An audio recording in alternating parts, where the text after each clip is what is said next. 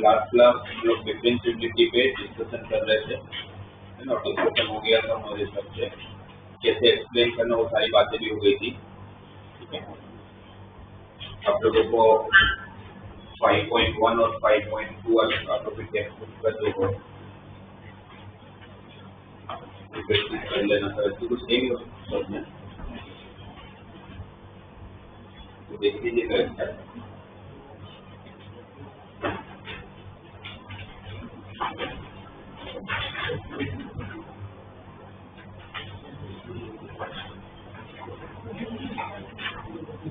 तो ये हमारी लास्ट क्लास में डिस्कशन हुआ था कि जैसे ये तो डिस्कशन हुआ था कि कौन से 3 ऐसे पॉइंट होते हैं जहाँ पर फंक्शन नॉन डिफरेंशिएबल होता है। तो कौन से 3 पॉइंट जैसे corner point is not a prioritised point. और सबसे पहले तो कौन सा होता है जो प्रायोरिटी डिसकंटिन्यूअस पॉइंट से चालू होना चाहिए। अगर फंक्शन डिसकंटिन्यूअस है तो फिर वो कंफर्म है कि डिफरेंशिएबल नहीं होगा। अगर फंक्शन कंटिन्यूअस है तो फिर उसमें क्या ढूंढना है आपको, कॉर्नर पॉइंट। और अगर कॉर्नर पॉइंट भी नहीं मिल रहा है तो फिर आपको ढूंढना है तो वर्टिकल टेंजेंट्स बन रहे हैं। ये 3 अलग अलग पॉइंट्स ऐसे हो सकते हैं जहाँ पर फंक्शन डिफरेंशिएबल नहीं होता है, राइट। और ऐसा कोई फंक्शन कुछ है जैसे नॉर्मली पीसवाइज फंक्शन है, तो पीसवाइज फंक्शन में सिर्फ मॉड ही ऐसा एक फंक्शन है जो कंटिन्यूअस होता है बट डिफरेंशिएबल नहीं होता है, राइट, क्योंकि कॉर्नर पॉइंट मिलता है उसके अंदर। और उसमें मैंने शायद लास्ट क्लास में बताया था कि अगर आपको किसी फंक्शन के साथ, अगर मॉड्यूलस फंक्शन के साथ अगर रिपीटिंग रूट मिल जाए, ये बात हुई थी हमारे, जैसे एक्स इंटू मॉड एक्स है, क्या लगता है ये डिफरेंशिएबल होगा? मॉड आया तो मॉड में तो कॉर्नर पॉइंट मिलता है, राइट। और अगर आप इसको अगर ढंग से देखोगे ये भले मोड है तो भी ये डिफरेंशिएबल है, ये मोड होने पर भी डिफरेंशिएबल। उसका रीजन ये है कि अगर इसमें दो पार्ट बनेंगे x greater then 0 and x, if x is greater than 0 तो फिर x इनटू mod x क्या बन जाएगा, और x लेस देन 0 तो x इनटू mod x क्या बन जाएगा, माइनस x स्क्वायर। अगर आप y equal to x square का अगर ग्राफ बना तो अपवर्ड पैराबोला बनेगा, और अपवर्ड पैराबोला आधा ही बनेगा, पूरा नहीं बनेगा। क्यों नहीं पूरा बनेगा? तो अपवर्ड पैराबोला तब बनता है जब x क्या है ग्रेटर देन 0, इस तरफ x क्या होता है लेस देन 0, इस तरफ का ग्राफ बनेगा ही नहीं। y equal to minus x square ये डाउनवर्ड पैराबोला है, पर वो भी आधा ही बनेगा क्योंकि वही तब है जब x लेस देन 0 है।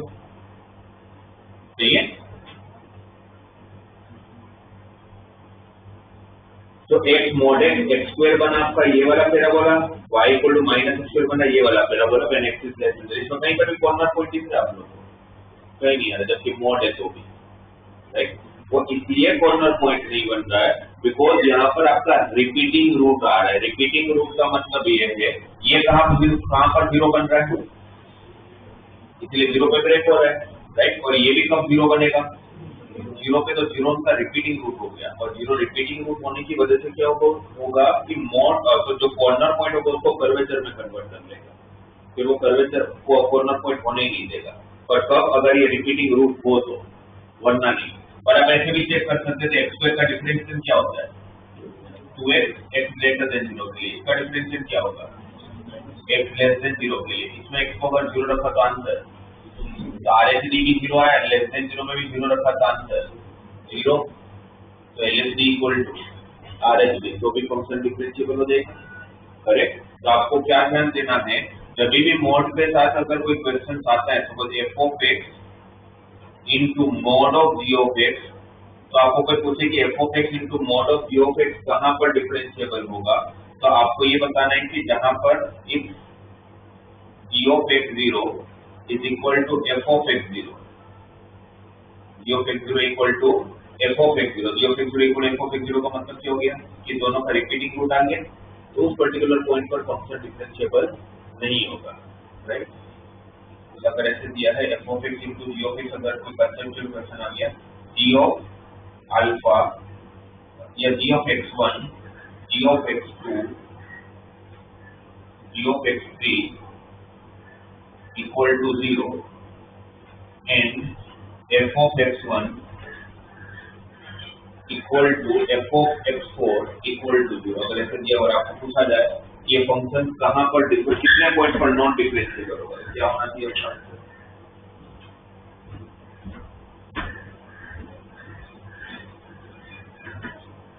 h of x equal to f of x into mod of g of x जैसे दिया हुआ है, और फिर ये कंडीशन दिया हुआ है g of x1 equal to g of x2 equal to g of x3 equal to 0 and f of x1 equal to f of x4 equal to 0, और फिर पूछा गया कि ये फंक्शन h of x कितने पॉइंट पर differentiable नहीं होगा, तो क्या आंसर आएगा? क्या समझा अभी मैंने आप लोग को? मॉड्यूलस कितनी जगह पर आपको कॉर्नर पॉइंट देने वाला है? तीन जगह पर ब्रेक होगा। मॉड कहाँ ब्रेक होता है? जहां पर मॉड के अंदर दिया गया फंक्शन 0 बनता है। 0 कहाँ बनता है? x1 पे x2 पे, और तो 3 कॉर्नर पॉइंट देगा, और उसमें 3 कॉर्नर पॉइंट में से एक कॉर्नर पॉइंट को कर्व में कन्वर्ट कर लेगा। कौन सा? x1 वाला, क्योंकि x1 इसका भी रूट है, x1 इसका भी रूट है, तो x1 जो कॉर्नर पॉइंट आ रहा है उसको किसमें कन्वर्ट कर लेगा? कर्वेचर में। तो कर्वेचर में कन्वर्ट करने के बाद वहां पर वो डिफरेंशिएबल हो जाएगा, कर्व बनते ही वहां से टेंजेंट बनने लगेगा, तो सिर्फ ये कितने पॉइंट पर डिफरेंशिएबल नहीं होगा? 1 और 2 पॉइंट पर। इसका कोई लेना देना नहीं है। f of x को ऐसे दिया, बाहर का फंक्शन का अलजेब्रिक फंक्शन है, तो वो क्या होगा उससे कुछ ऊपर से नहीं पता, क्योंकि कॉर्नर पॉइंट तो मॉड ही बना सकता है। तो इसीलिए आप लोगों को जब भी ऐसा कोई क्वेश्चन आए मॉड्यूलस का, तो ये आपको देखना है कि उसके अंदर कोई रिपीटिंग रूट तो नहीं बन रहा है। f of x is equal to x square minus 4 mod of x square minus 5x plus 6 plus sin of mod x। ये किसी जगह पर डिफरेंशिएबल नहीं होगा, number of points where the function is not differentiable. क्या answer दोगे? Number of points where the function is not differentiable. कितनी जगह पर डिफरेंशिएबल नहीं होगा। तो देख लो इतना क्या सोचना है, आपको बता दिया जो मेन कंसेप्ट था। एक्स स्क्वायर माइनस 5 प्लस 6 कहाँ 0 हो रहा है 2 और क्या इसमें से 2 कोई रूट है इसका, एक्स स्क्वायर माइनस 4 के दो फैक्टर एक्स माइनस 2 और एक्स माइनस 2 पे कॉर्नर पॉइंट नहीं दे पाएगा, तो फिर ये कॉर्नर पॉइंट कहाँ देगा, एक्स इक्वल टू 3 पे ही देगा। कहाँ पर कॉर्नर पॉइंट देगा, एक्स इक्वल टू 3 पे कॉर्नर पॉइंट देगा। तो इसके ये तो पता चल रहा है ना, इसके दो root x minus 2 and x minus 3 है, इसके दो factors x minus 2 and x plus 2 है। तो रिपीटिंग रूट का मतलब है कि यहाँ पर भी 2 पे 0 आ रहा है, यहाँ पर भी 2 पे 0 आ रहा है, तो 2 कॉर्नर पॉइंट नहीं बनाने देगा। तो कॉर्नर पॉइंट सिर्फ कहाँ बनेगा, 3 पे बनेगा। तो एक तो यहाँ पर आपका 3 पे कॉर्नर पॉइंट बनेगा, और साइन मॉड एक्स है, साइन मॉड एक्स है, तो यहाँ पर मॉड एक्स है, तो ये कहाँ पर कॉर्नर पॉइंट बनाएगा 0 पे, ये कहाँ पर कॉर्नर पॉइंट बनेगा 0 पे। तो आपके पास ये दो पॉइंट पर डिफरेंशिएबल नहीं होगा, कहाँ पर x इक्वल टू 3 पे और x इक्वल टू 0 पे, कहाँ पर कंटिन्यू नहीं होगा।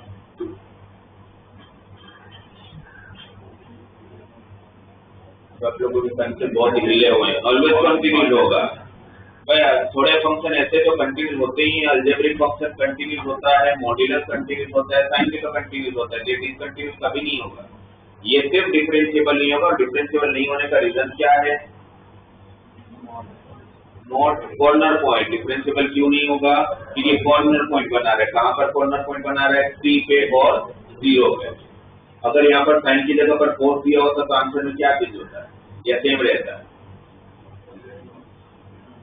अगर साइन की जगह पर कोस दिया, बाकी पूरा क्वेश्चन सेम है, तो क्या होगा, खाली 3 पे, तो क्यों नहीं होगा, क्योंकि कोस तो कैसा फंक्शन है, इवन फंक्शन है, तो मॉड कोई काम का ही नहीं है, तो मॉड कोई काम का ही नहीं है। तो यहाँ पर कोस मॉड एक्स, तो मैं डायरेक्टली कोसेक भी तो लिख सकता हूँ, है ना, कोसेक हो या कोस माइनस एक्स हो, क्या फर्क पड़ता है उसको, क्योंकि ये सिर्फ कहाँ पर डिफरेंशिएबल नहीं होगा, 3 पे डिफरेंशिएबल नहीं होगा।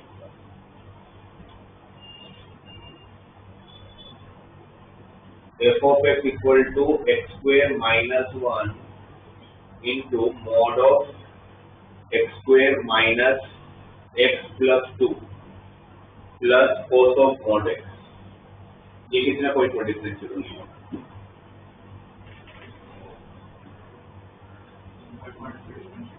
कितने और पॉइंट पे डिफरेंशिएबल होगा कितने, सर कोई इक्वेशन तो 0 कौन सा x square minus x plus 2, कैसे पता चला, सही है। तो इसका एक भी पॉइंट ऐसा नहीं होगा जब वो कॉर्नर पॉइंट बनाएगा, क्यों, बिकॉज कोस का तो मॉड कोई काम का ही नहीं है। ये क्वाड्रेटिक इक्वेशन का डिस्क्रिमिनेंट लेस देन 0 है और a पॉजिटिव है, तो a पॉजिटिव और d लेस देन 0 का क्या मतलब निकलना, ऑलवेज पॉजिटिव, तो मॉड की जरूरत ही नहीं है, वो मॉड सिर्फ ऐसे ही दिया हुआ है, जो मॉड ऐसे हटा दो। अलजेब्रिक ऑलवेज कंटिन्यूस होता है, इस मॉड का भी कोई काम नहीं है, तो ये भी कंटिन्यूस होगा, ये कंटिन्यूस भी होगा और डिफरेंशिएबल भी होगा। ये कभी भी आप लोगों को कॉर्नर पॉइंट बनाने नहीं देगा, और कंटिन्यूस तो है ही, तो वो भी प्रॉब्लम नहीं है।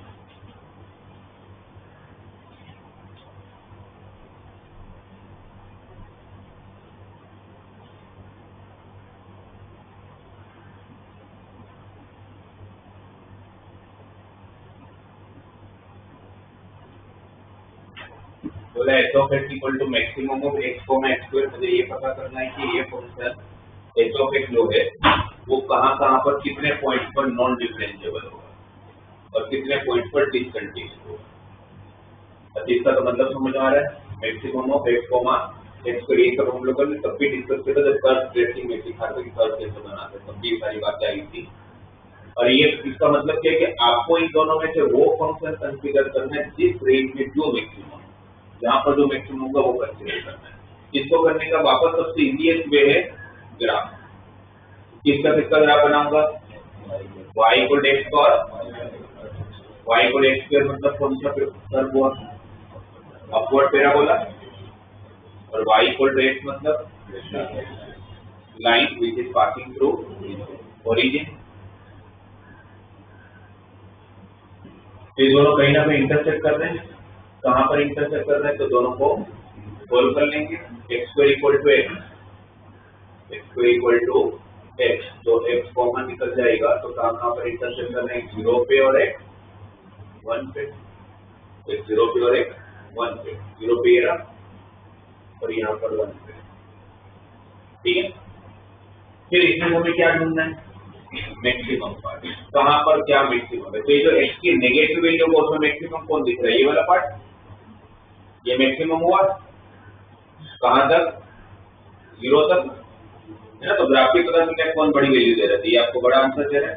फिर 0 और 1 के बीच में कौन बड़ा आंसर दे रहा है, लाइन। फिर 1 के बाद वापस कौन बड़ा आंसर दे रहा है, ये कर्व है ना। ग्राफ से पता चले कि जो ऊपर है वो बड़ा आंसर दे रहा है।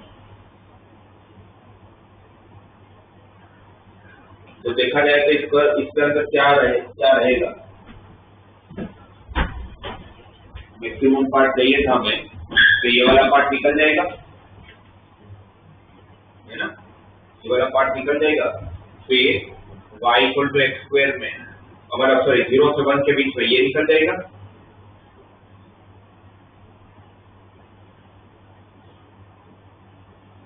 फिर 1 के बाद ये लाइन निकल जाएगा, वापस पैराबोला मैक्सिमम देने लगेगा, है ना, ऐसा कुछ कर पाएगा। तो इसका ग्राफ बनाएंगे, क्या लग रहा है, डिसकंटिन्यूअस या कंटिन्यूअस। आपको सबसे पहले तो पूछा था नंबर ऑफ डिसकंटिन्यूअस पॉइंट्स, 0, कहीं पर भी कंटिन्यूअस डिसकंटिन्यूअस है, ये हमेशा कंटिन्यूअस है, ठीक है। Number of non differentiable point कितने, 2, कितनी जगह कॉर्नर पॉइंट मिल रहा है, एक 0,0 पे और एक 1,1 पे, तो 2 पॉइंट पर इसमें डिफरेंशिएबल नहीं होगा, क्योंकि वहां पर क्या बन रहा है, कॉर्नर पॉइंट बन रहा है। और ये कॉर्नर पॉइंट क्यों बना, तो कॉर्नर पॉइंट क्यों बना वहां पर 0 पे और 1 पे, पहले ये कॉर्नर पॉइंट वहीं बन रहा है जहां पर दोनों इंटरसेक्ट कर रहे हैं, सही। और वो कॉर्नर पॉइंट बनने का रीजन क्या है, ग्राफिकली अगर आप चेक करोगे तो कॉर्नर पॉइंट क्यों बना आपके हिसाब से, दोनों इक्वल हुए इसलिए क्योंकि फंक्शन चेंज हो गया, क्योंकि फंक्शन चेंज भाई। यहाँ पर कॉर्नर पॉइंट इसलिए बना बिकॉज पहले कौन था मैक्सिमम, x2, फिर कौन मैक्सिमम हो गया, x, और फिर वापस 1,1 पे आकर कौन मैक्सिमम हो गया, x2। एक कॉर्नर पॉइंट इसलिए बना रहा है वहां पर उस पर्टिकुलर पॉइंट पर क्योंकि वहां से फंक्शन चेंज हो रहा है। फंक्शन जब तक चेंज नहीं होगा तब तक कॉर्नर पॉइंट नहीं बनेगा, तो सिंपल फंक्शन चल रहा है, फिर कॉर्नर पॉइंट क्यों बनेगा, राइट। तो कॉर्नर पॉइंट बनने का सिर्फ एक ही रीजन है, क्या रीजन है, कि जहां पर फंक्शन चेंज होगा वहां पर कॉर्नर पॉइंट बनेगा। पर फंक्शन चेंज होगा कहां पर, फंक्शन चेंज कहां होगा अगर हुआ तो भी, जहां पर दोनों इंटरसेक्ट हो रहे हैं। ऐसा तो होगा नहीं कि बीच में से कहीं पर अचानक से वो फंक्शन चेंज हो गया, फंक्शन चेंज होने के लिए दोनों को इंटरसेक्ट होना ही पड़ता होगा, राइट। तो इसको देख के हमारा इंटरप्रिटेशन ये बोलता है, अगर इसको फर्स्ट टाइम अगर समझेंगे तो इस टाइप के क्वेश्चन, फिर वो मैक्सिमम हो या मिनिमम, अगर इसकी जगह पर अगर मिनिमम वाला पार्ट पूछते हैं कि मिनिमम ऑफ x, x2, तो मिनिमम ऑफ x, x2 में ग्राफ कैसा होता है, ग्राफ आपका यही है y इक्वल टू x2 का, y इक्वल टू x का, तो मिनिमम में कौन सा लेता, ये लेता, ये मिनिमम होता, फिर ग्राफ मिनिमम होता, x2 मिनिमम होता, फिर वापस लाइन मिनिमम हो जाता। तो उसके साथ ग्राफ कैसा बन रहा है, पहले लाइन है, फिर 0 और 1 के बीच में पैराबोला है, फिर वापस 1 से लाइन है। इसमें भी कॉर्नर पॉइंट कहाँ बना है, 0,0 पे और 1,1 पे, तो वहां पर भी कॉर्नर पॉइंट क्यों बना, बिकॉज फंक्शन चेंज हुआ, फंक्शन चेंज हुआ। तो ये दोनों जो एग्जांपल उत्तर से ये दिख रहा है कि भाई फंक्शन जहां पर चेंज होता है वहां पर कॉर्नर पॉइंट बनता है, और फंक्शन एग्जैक्टली वही चेंज होता है जहां पर वो इंटरसेक्ट होता है, जहां पर फंक्शन इंटरसेक्ट होता है वहां पर आप लोगों का फंक्शन चेंज होता है। पर क्या ये नेसेसिटी है कि जहां पर फंक्शन इंटरसेक्ट होगा वहां पर फंक्शन चेंज होगा ही होगा, इस दोनों में तो ऐसा हो रहा है कि जहां पर फंक्शन ने इंटरसेक्ट किया वहां पर फंक्शन चेंज हुआ, और फंक्शन चेंज हुआ तो कॉर्नर पॉइंट पक्का बनेगा। तो हो ही नहीं सकता कि फंक्शन चेंज और कॉर्नर पॉइंट बने, क्योंकि एक फंक्शन में दूसरे फंक्शन में ट्रांसलेट करोगे तो कॉर्नर पॉइंट देगा वहां पर, राइट। तो इस बार एग्जाम में, इस बार से लास्ट ईयर था तो जेडब्ल्यू के एडवांस में ये स्टेटमेंट आया था, ट्रू और फॉल्स बताता था, एडवांस में मेंस में था, ये स्टेटमेंट था कि ऐसा था कि h of x equal to maximum of f of x and g of x. f of x and g of x are always differentiable.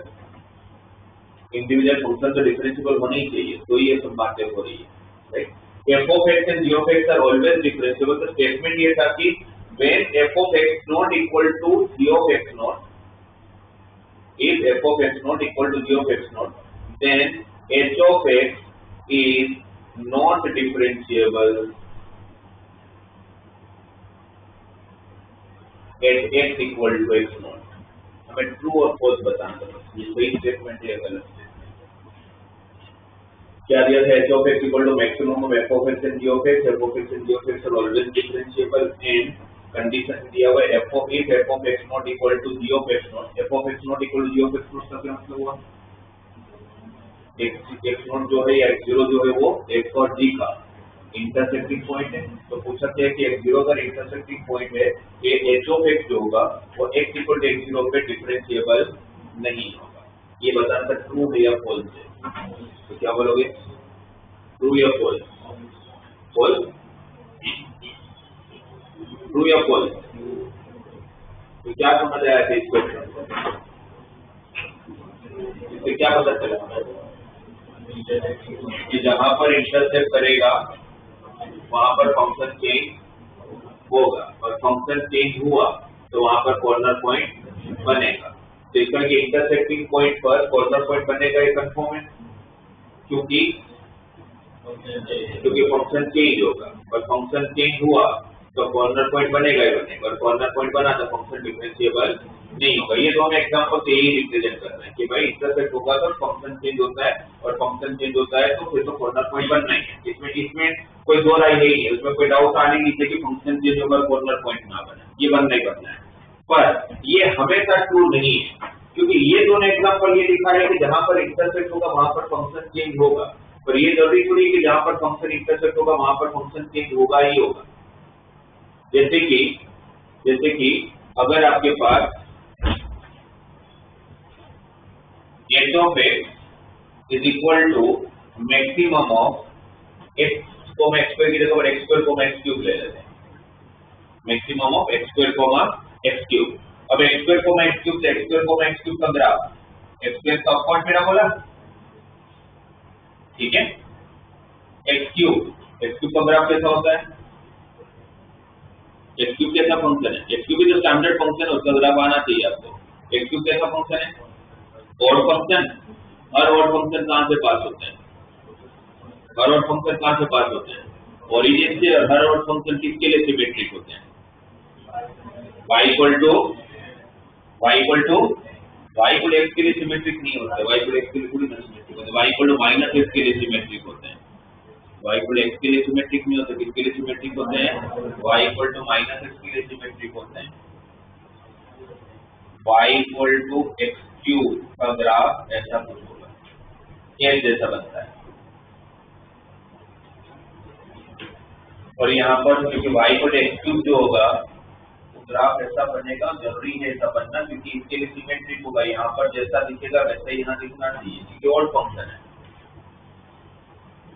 तब ये y equal to x square और x क्यूब कहाँ पर intersect हो रहे हैं? x square equal to x cube कहाँ पर इंटरसेक्ट होंगे? x square equal to x cube यहाँ पर इंटरसेक्ट होंगे। x स्क्वायर कॉमन निकल जाएगा तो 1 माइनस x इक्वल टू 0, तो x इक्वल टू 0 और x इक्वल टू 1। यहाँ पर इंटरसेक्ट हो रहा है 0,0 पे इंटरसेक्ट हो रहा है, और एक 1,1 पे इंटरसेक्ट हो रहा है, ठीक है? अभी इसमें चेक करते हैं नेगेटिव वैल्यू पे कौन मैक्सिमम है, x स्क्वायर या x क्यूब? ये वाला ग्राफ नेगेटिव वैल्यू में तो सीधी सी बात है कौन मैक्सिमम होगा? x square. वो कहीं पर देखने नहीं जाने तो ग्राफ से दिख रहा है, ठीक है? फिर 0 से 1 में कौन मैक्सिमम है? 0 से 1 में कौन मैक्सिमम है? x square. 0 से लेके 1 तो वो रेंज है ना जहाँ पर पावर इंक्रीज करोगे तो वैल्यू डिक्रीज होगा। ग्राफिकली भी ये ग्राफ ही तो ऊपर है, ये किसका ग्राफ है? x स्क्वायर का ही है। तो यहाँ पर देखो इंटरसेक्ट हुआ 0 पे, पर कर्व चेंज नहीं हुआ।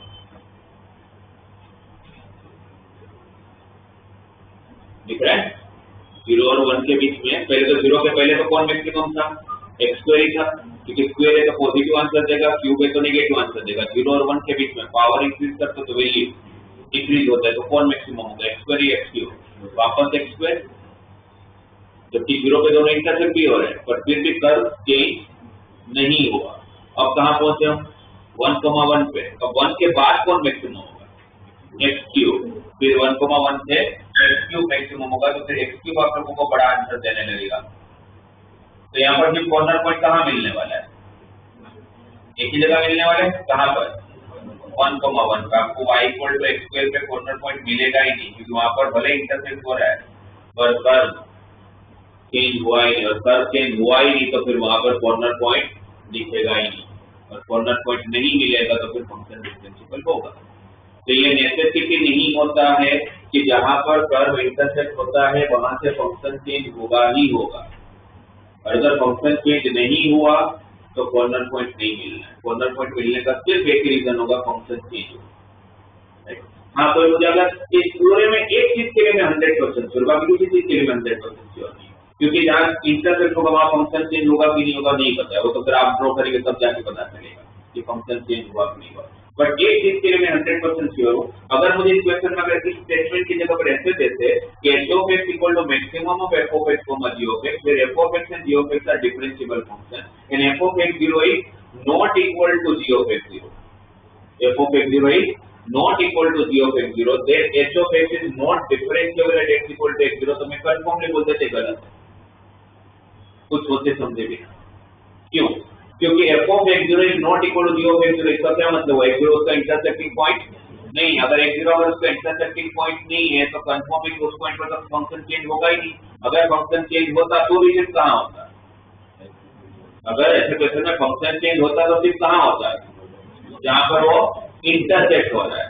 तो अगर जहाँ इंटरसेक्ट नहीं हो रहा है तो उस पॉइंट पर तो फंक्शन चेंज होना ही नहीं है, और फंक्शन चेंज होगा ही नहीं तो कॉर्नर पॉइंट भी मिलना ही नहीं है, और अगर कॉर्नर पॉइंट नहीं मिलेगा तो फिर फंक्शन डिफरेंशिएबल क्यों नहीं होगा? फिर तो फंक्शन डिफरेंशिएबल होगा ही, राइट? तो इसीलिए मैं इसके बारे में 100% श्योर कि ये आप बोल ही नहीं सकते कि फंक्शन डिफरेंशिएबल नहीं होगा। अगर ऐसा होता है h of x is differentiable at x equal to x0 तो बोलते हैं ट्रू है, ये ऑलवेज ट्रू है। समझ आया क्यों ट्रू है? क्यों ट्रू है? क्योंकि x0 इंटरसेक्टिंग पॉइंट नहीं है। अगर इंटरसेक्टिंग पॉइंट नहीं है तो मतलब फंक्शन चेंज नहीं होगा, फंक्शन चेंज नहीं होगा तो वहां पर कॉर्नर पॉइंट नहीं बनेगा, और कॉर्नर पॉइंट नहीं बनेगा तो फिर तो डिफरेंशिएबल होना ही है। वर्टिकल टेंजेंट तो जैसे रेट केस में बनते हैं तो वो आपको दे दिया जाता है अगर वर्टिकल टेंजेंट बनता है। क्लियर? तो ये दोनों वो इम्पोर्टेंट कंसेप्ट है। मॉड के क्वेश्चन आते हैं तो ये देखने का मॉड के अंदर दिया हुआ है, साथ में फंक्शन में कोई रिपीटिंग रूट तो नहीं बन रहा है। अगर रिपीटिंग रूट बन रहा है तो वहां पर फंक्शन कॉर्नर पॉइंट नहीं बनने देगा। और एक इस तरह के क्वेश्चन मैक्सिमम मिनिमम वाले पार्ट, तो आपको ग्राफ ड्रॉ कर लेने का, ग्राफ ड्रॉ करोगे तो आपको ये समझ में आ जाएगा कहाँ पर फंक्शन चेंज हो रहा है, कहाँ पर फंक्शन चेंज नहीं हो रहा है, उसके लिए ग्राफ आना चाहिए आप लोगों को। क्योंकि ये फंक्शन तो अगर आप ग्राफ नहीं भी बनाते तो ऐसे ही पता चल रहा है ना x को x स्क्वायर में कौन मैक्सिमम होगा। अगर इसको हम लोग ग्राफ से नहीं नॉर्मल फंक्शन से बनाए तो भाई सीधी सी बात है ना, x लेस देन 0 में कौन मैक्सिमम? x square. 0 से 1 में कौन मैक्सिमम? x की x स्क्वायर। 0 से 1 में पावर इंक्रीज करोगे तो वैल्यू डिक्रीज होता है तो x मैक्सिमम होगा। फिर x ग्रेटर देन 1 के बाद कौन मैक्सिमम? x square. फिर कंटिन्यूटी चेक करना है तो कहाँ चेक करूंगा? 0 पे और 1 पे। 0 अगर यहाँ रखा तो आंसर 0, 0 यहाँ रखा तो भी आंसर 0। तो 0 पे तो फंक्शन कंटिन्यूस है। 1 पे चेक करूंगा तो यहाँ पर 1 रखा तो 1, यहाँ पर 1 रखा तो भी 1। R S equal to L S L R, तो कंटिन्यूस में डिफरेंशिएशन देखना तो x स्क्वायर का डिफरेंशिएशन। अगर मैं f ऑफ x बनाऊंगा तो x स्क्वायर का डिफरेंशिएशन 2x कब? जब x लेस देन 0 था। x का differentiation 1 when x is between 0 to 1, और x स्क्वायर का वापस differentiation 2x when x is 0 पे LHD देखो, इस पे 0 रखोगे तो आंसर आपका LHD 0 है, आपका RHD 1 है। LHD is not equal to, तो 0 पे फंक्शन डिफरेंशिएबल नहीं है। 1 के लिए अगर चेक करते तो 1 का LHD 1, 1 का RHD 2, तो LHD is not equal to R S D, तो भी 0 और 1 पे फंक्शन डिफरेंशिएबल नहीं होगा, पता चल रहा है L S D is not equal to R S D. आप विदाउट ग्राफ भी ड्रॉ कर सकते हो, बट मेरे हिसाब से ग्राफ जल्दी होता है, और ऐसा भी नहीं होता कि कोई फंक्शन ऐसे देते हैं जिसका ग्राफ बनाना नहीं है। ज्यादा क्या दे देंगे, पैराबोला देंगे, लीनियर देंगे, साइन देंगे, कोस देंगे, टेन देंगे, कोट देंगे, यही तो देंगे सारे जो हमें पता है। क्लियर ये दोनों कंसेप्ट?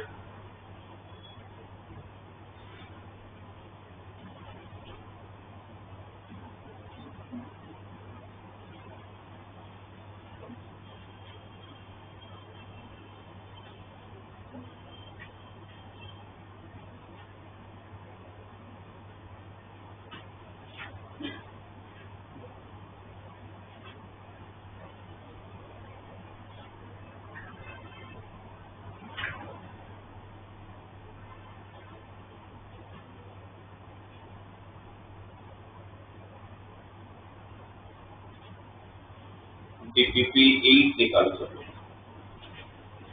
मेरा पढ़ाना हो चुका है, मुझे जिस तरह पढ़ाना था आपको कंसेप्ट बताना तो मैं बता दूंगा। तो क्वेश्चन देखोगे आपको समझ में आ रहा है कि क्वेश्चन का यही आंसर होगा।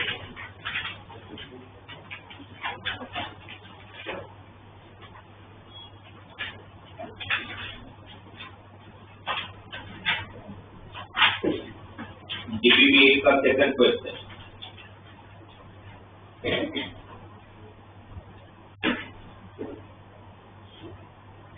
A is from A to B tending to R be any function which is such that f of x is rational for irrational x and that f of x is irrational for rational x। तो पूछा गया कि f is discontinuous everywhere, f is continuous only at x equal to 0, is discontinuous, मतलब चार option दिया हुआ है। तो स्टेटमेंट जो क्वेश्चन और क्वेश्चन समझ आ गया क्या दिया है, क्या बोले उसमें f of x का आंसर कैसा है, रेशनल है कब, जब x इरेशनल है, और इरेशनल है कब, जब x रेशनल है। तो क्या लग रहा है फंक्शन कंटिन्यूस होगा डिसकंटिन्यूस होगा? कंटिन्यूटी की कंडीशन क्या होती है, RSL equal to LSL equal to f of a। अगर a अगर रेशनल है तो आपका आंसर कैसा आएगा, और रेशनल नंबर के आजू बाजू के जो नंबर होते हैं कैसे होते हैं, इरेशनल। तो इरेशनल का आंसर क्या देगा, रेशनल। तो RSL इक्वल टू LSL आएगा but not equal to f of रहेगा, ये कभी भी कंटिन्यूस नहीं होगा, ये इज ऑलवेज डिसकंटिन्यूस। तो ये आंसर है, तो सोचने की जरूरत ही नहीं है। रेशनल पे इरेशनल दिया हुआ है, इरेशनल पे रेशनल दिया, सिर्फ इतना ही पता होना चाहिए ना मुझे कि रेशनल के आजू बाजू का नंबर कैसा होता है, इरेशनल। तो हो गया थर्ड वाला, the number of point where DIF of sin x plus cos x is not continuous between 0 to 2 pi। कोई भी DIF कहाँ पर डिसकंटिन्यूस होता है, इंटीजर पॉइंट पे। इंटीजर पॉइंट होने के लिए आपको sin x plus cos x का रेंज निकालना पड़ेगा।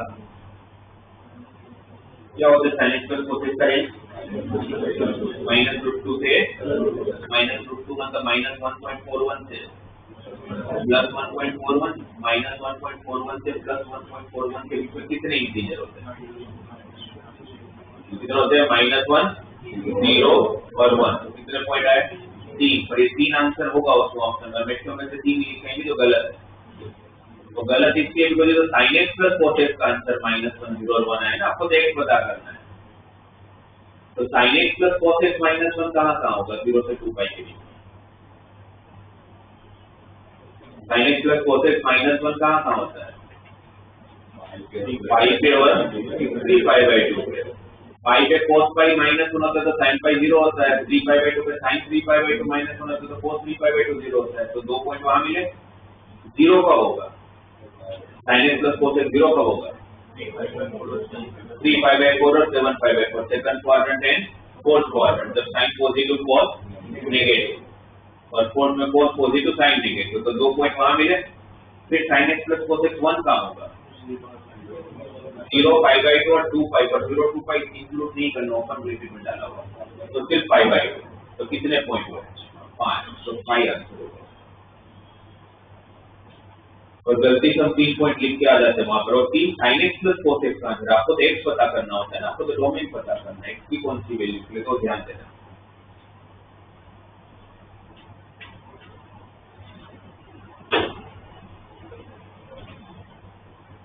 अब जैसे फोर्थ क्वेश्चन दिख रहा है, तो फोर्थ क्वेश्चन में मुझे दिख रहा है कि इसमें लिमिट कंटिन्यूटी का तो लेना देना ही नहीं है, क्योंकि आपको बोला क्या है 6, 8 एंड 12 था L same time N sum of N एफी।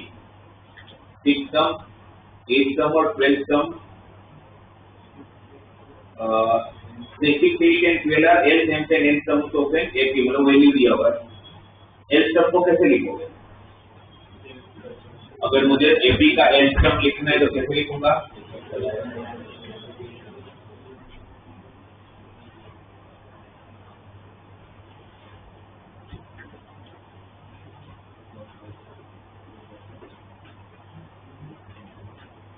L सम क्या हो जाएगा आप लोग का? A plus L minus 1 into D, और ये कितना दिया हुआ है? 6। फिर M sum A plus M minus 1 into D, ये कितना दिया हुआ है? 8। और एन सम क्या दिया हुआ है? A plus n minus 1 into d equal to 12। आपको पूछा क्या है? F of x equal to n x square plus 2nx minus 2 में प्लस 2 प्लस 2 में minus 2। F of x equal to n x square plus 2nx minus 2n, ये f of x है तो then the equation f of x equal to 0। इसके roots कैसे होंगे बताना है। किसी के भी रूट्स कैसे होते हैं तो पता चलता है, डिस्क्रिमिनेंट से नेचर ऑफ रूट्स कहां से पता चलता है? इसका डिस्क्रिमिनेंट फाइंड करोगे तो बी स्क्वायर माइनस 4ac तो 4l square plus 8mn, c minus 2m है ना, और एलिमेंट क्या है आपका? सम नंबर है, सम नंबर तो कभी नेगेटिव होता ही नहीं है, तो इसमें कि 4l स्क्वायर प्लस 8mn का ऑलवेज, तो उसके बस ये पता चल रहा है कि रियल रूट तो होंगे इसके, तो रियल रूट्स होंगे तो ये गलत हो गया, बी वाला गलत हो गया। अब एसीडी नहीं पता चल रहा है क्योंकि एसीडी में तो सारे रियल रूट्स को लेके बातें हो रही है। इससे बस ये पता चल रहा है कि भाई रियल रूट्स होंगे तो बी गलत है, क्योंकि बी में दिया था कि दोनों रूट्स इमेजिनरी होंगे, तो वो गलत हो गया।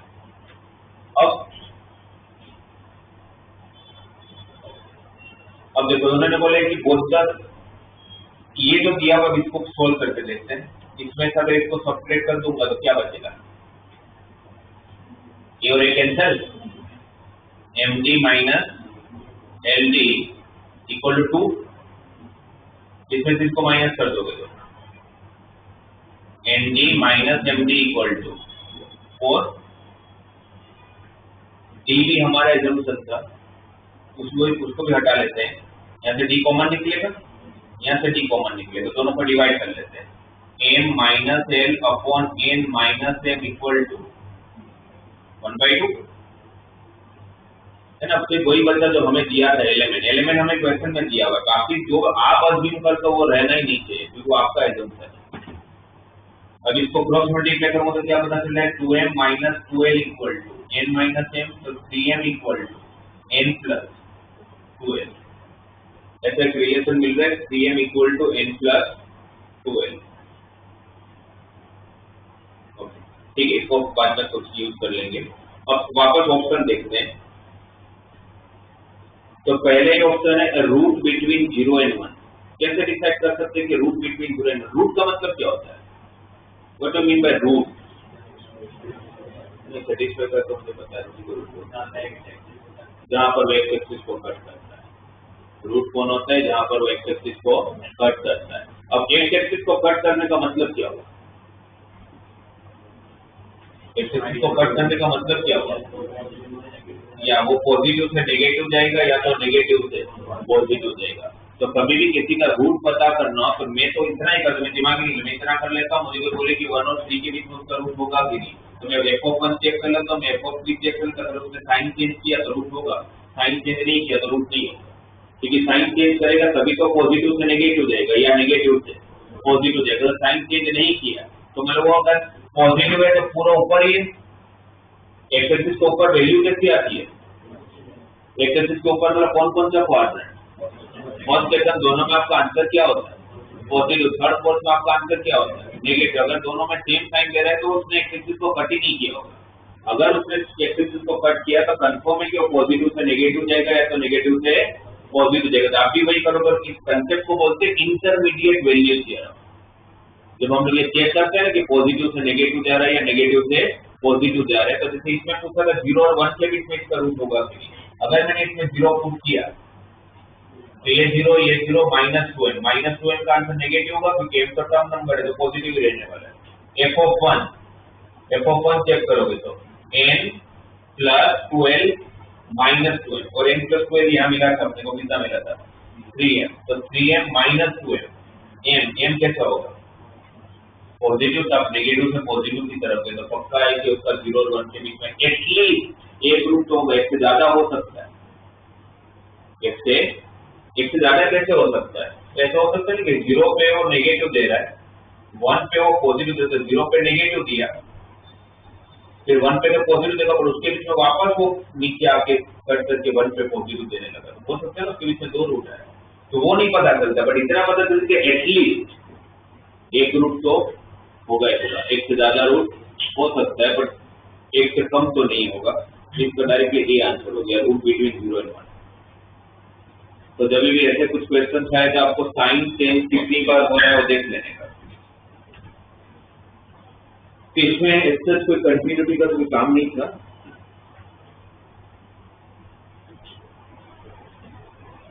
Question number 6,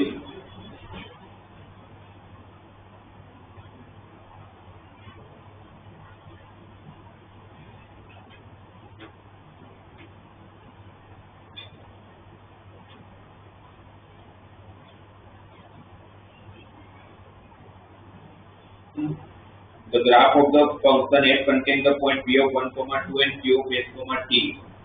The equation of the second line कौन सा होता है? तो कोई भी ग्राफ को 2 पॉइंट पर कट करके निकल जाता होगा, उसका इक्वेशन दिया हुआ है आपको।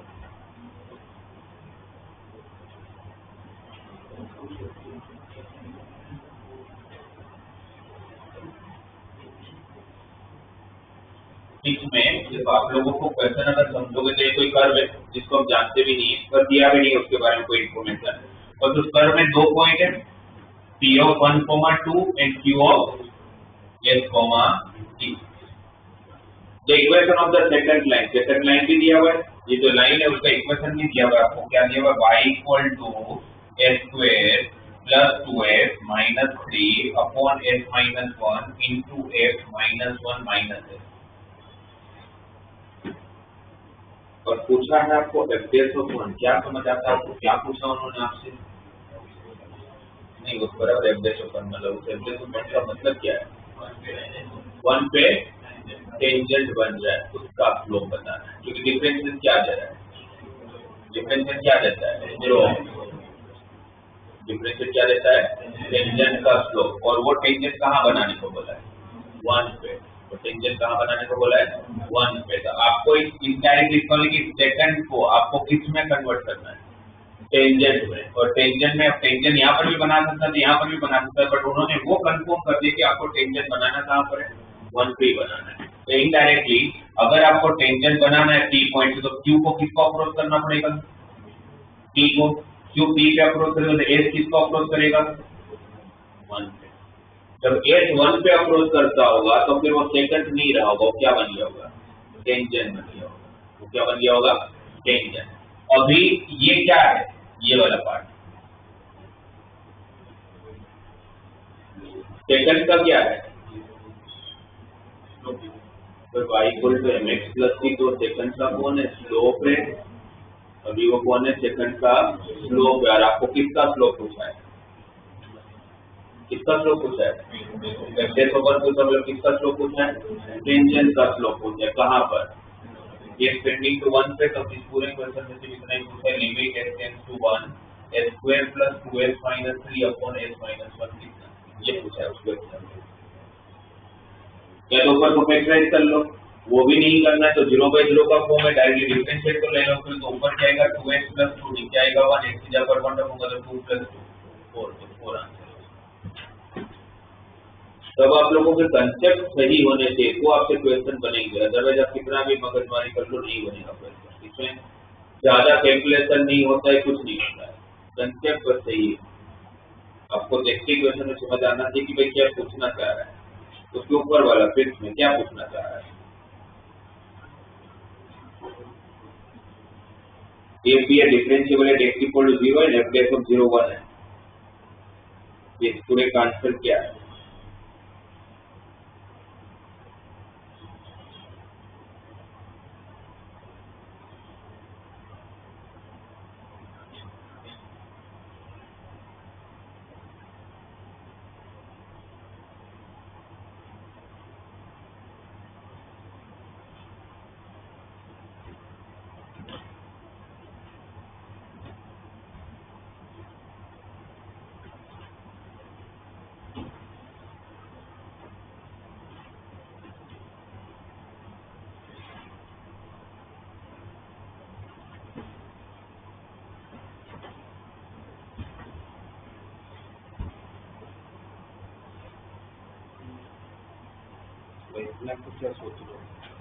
दो तरीके मुझे दिख रहे, दोनों में 3 आंसर आ रहा है। तो पहला अगर तरीका देखो, लिमिट के हिसाब से देखो तो 0/0 का फॉर्म है। Limit of x tending to 0 f of x minus f of minus 2x divided by x। x की जगह पर 0 होगा तो f of 0 minus f of 0, f of 0 minus f of 0 0, नीचे भी 0, तो 0/0 का फॉर्म आ गया। चलो फिर डायरेक्टली लगेगा, इसका डिफरेंशिएशन f of x का डिफरेंशिएशन क्या बोलोगे? f dash of x f of minus 2x का डिफरेंशिएशन क्या बोलूंगा? f dash of minus 2x into minus 2 into minus 2 किसकी n रूल, और फिर x का 1 हो जाएगा। डायरेक्टली x की जगह पर 0 रख सकता हूँ, x की जगह पर 0 रखूंगा तो क्या आएगा? ये माइनस माइनस प्लस हो गया होगा, f dash of 0 plus twice of f dash of 0। f dash of 0 की वैल्यू 1 दिया हुआ है, तो 1 प्लस 2 3 आंसर आ गया, तो डायरेक्टली आ गया। पता नहीं आप लोग क्या सोच रहे थे। ये हो गया। अगर इसको अगर मैं डिफरेंशिएट बिना एलोफ्रेल रूल भी ना लगाऊं और नॉर्मल कंसेप्ट से अगर सोल्व करूं, यहाँ पर आपके पास f dash of t की एक फॉर्मूला है जिसपर आपका पूरा डिफरेंशिएबिलिटी काम करता है। क्या है वो? Limit of x tending to t f of x minus f of t upon x minus t। f dash of t को limit of x tending to t f of x minus f of t upon x minus t। ये क्या होता है? आपका f dash of t होता है। जब भी आपको ऐसा फॉर्मेट लिखे ना f of x minus f of t कहीं पर भी, जैसे मुझे यहाँ दिखा f of x minus f of t, तो मुझे समझ में आता है कि भाई ये फर्स्ट डिफरेंशियल की कुछ तो बात कर रहे हैं। इसके हिसाब से ऊपर x माइनस t है तो नीचे भी x माइनस t होना चाहिए, तो उसके हिसाब से अगर यहाँ पर h और माइनस 2 है तो नीचे होना क्या चाहिए था? h माइनस ऑफ माइनस 2 है। वैसे h माइनस ऑफ माइनस 2 कितना हो जाएगा? 3h। आपके पास क्या था? h, तो आपने किससे डिवाइड किया? 3 से, तो 3 से मुझे मल्टीप्लाई कर लेना पड़ेगा। और ये पूरा क्या रिप्रेजेंट करता है? मुझे f dash of t, तो मुझे क्या रिप्रेजेंट करता है? f dash of t। इसमें t का काम कौन कर रहा है? इसमें t का काम कौन कर रहा है? माइनस 2 है। t का काम कौन कर रहा है? माइनस 2 है। बट h किसको अप्रोच कर रहा है? 0 को। देख सीधा पर 0 रखूंगा तो f dash of 0 को रिप्रेजेंट कर रहा है। ये पूरा जो है, ये पूरा का पूरा किसको रिप्रेजेंट कर रहा है? ये 3 नहीं है, ये पूरा ये f dash of 0 को रिप्रेजेंट कर रहा है। उस f dash of 0 की वैल्यू कितना दिया हुआ है? 1, तो 1 into 3, तो 3 आंसर आ गया। तो अगर ऐसा फॉर्मेट दिखे मतलब वो आपका f dash of t है, फर्स्ट प्रिंसिपल ऑफ डिफरेंशियल, या तो फिर ये दूसरे से भी हो जाएगा वो।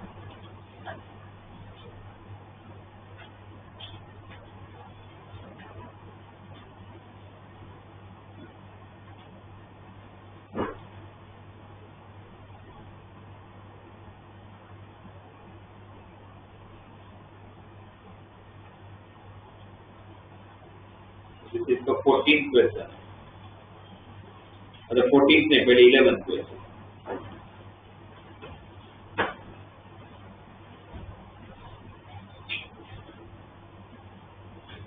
क्वेश्चन में देखो तो 2 लिमिट है ना, तो चालू कहां से करेंगे? अंदर की लिमिट चालू करते हैं। Limit m tends to infinite, limit n tends to infinite, वो नॉर्मल ब्रैकेट है ना, GIF नहीं है, अगर GIF होता तो देते हम लोग 1 plus cos raise to power 2m into n factorial pi x।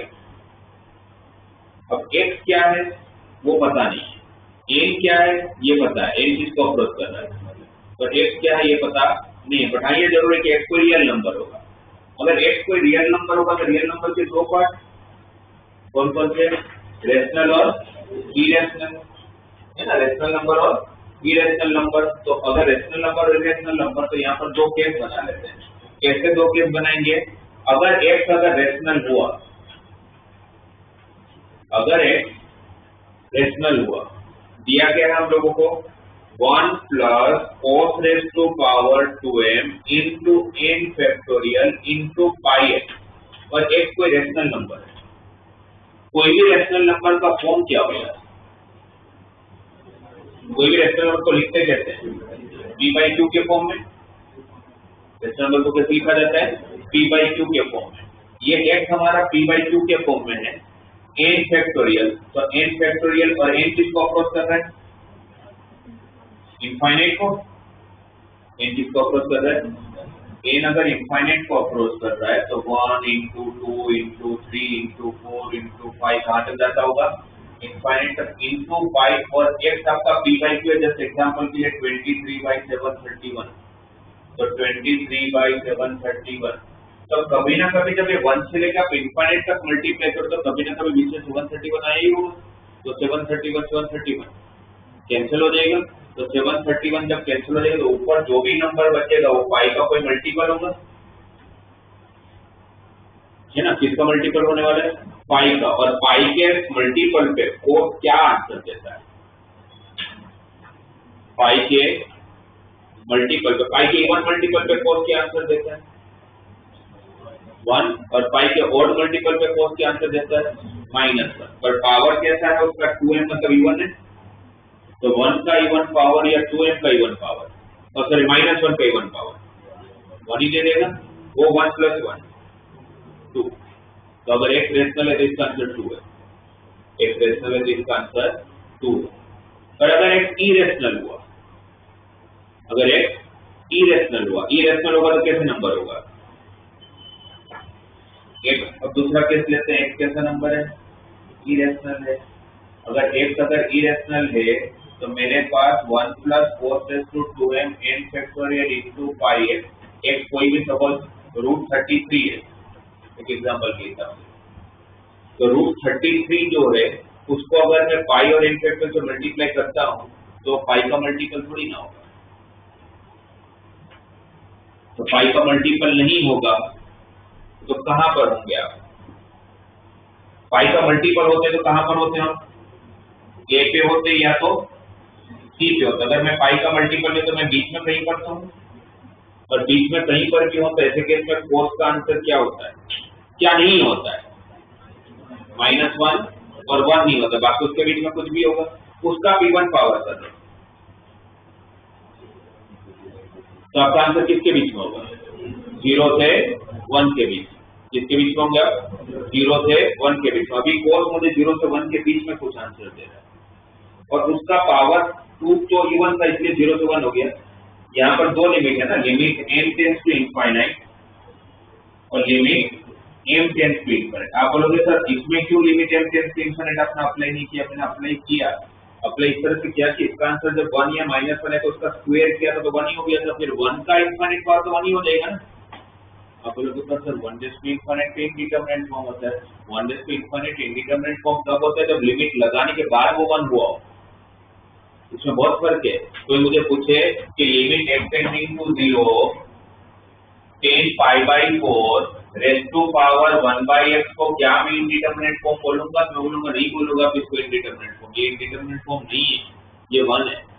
कैसे 1 है, क्योंकि 1040 का ऑलरेडी कितनी वैल्यू दिया हुआ है 1 दिया, फिर 1 के पावर में फिर आप लोग कुछ भी रखोगे तो 1 ही हो जाएगा। तो लिमिट लगाने के बाद अगर वो 1 रेज़ टू इनफाइनाइट आता तो ही वो इंडिटरमिनेट फॉर्म बनता। यहाँ पर ऑलरेडी वो 1 आंसर देने लगा था, और फिर उसका आप कुछ भी पावर करोगे तो 1 ही होगा, इसलिए वो 1 + 1 2 बन गया था। और यहाँ पर अभी आपको ये पता चलता है कि इसका आंसर 0 और 1 के बीच में होगा, उसमें फिर पावर m है, और वो m किसको अप्रोच कर रहा है, इनफाइनाइट को और 0 से 1 के बीच की वैल्यू में इनफाइनाइट पावर तक ले जाओगे तो आंसर कितना हो जाएगा? 0। और वो 0 + 1 आंसर 1 होगा। इसके दो आंसर, रेशनल होगा तो 2 आंसर दे देगा और इरेशनल होगा तो 1 आंसर दे देगा। तो डी आंसर, बी ऑप्शन चाहिए। 2 और 1 is according x is rational और इरेशनल।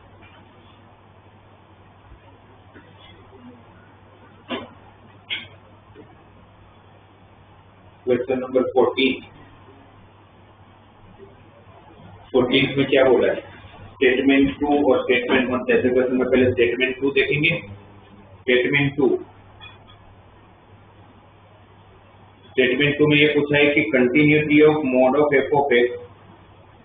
मतलब ये जो 14 क्वेश्चन है ये इस बार का बोर्ड का क्वेश्चन है, बस थोड़ा सा उन्होंने फंक्शन चेंज करेगा। तो सेम क्वेश्चन इस बार बोर्ड में था, सीबीएसई के बोर्ड में पेपर यही क्वेश्चन ट्रू फॉल्स बता रहा था। Continuity of mod of f of x अगर है तो फंक्शन कंटिन्यूस, मतलब वो स्टेटमेंट को मतलब समझ आ रहा है कि अगर mod F of x continuous है तो एफ ऑफ एक्स भी कंटिन्यूस होगा ही होगा। ट्रू या फॉल्स? एफ ऑफ एक्स का मॉड अगर कंटिन्यूस है तो एफ ऑफ एक्स भी कंटिन्यूस होगा। ट्रू या फॉल्स? ट्रू, मैं बोलता हूँ फॉल्स। और नेक्स्ट नंबर 900 में से शायद छोड़ के ट्रू ही लिख के आए होंगे, बट ये फॉल्स है, ये ट्रू नहीं होता। ऐसे कैसे ट्रू हो जाएगा? क्यों ट्रू होगा? आपके पास क्या रीजन है ट्रू होने का? जस्टिफिकेशन तो क्यों ट्रू है? ऐसा किसने बोला कि जिसका मॉड कंटिन्यूस होता है वो फंक्शन भी कंटिन्यूस होगा? क्यों ऐसा लगा आप लोगों को? तो रीजन होगा ना आपके पास।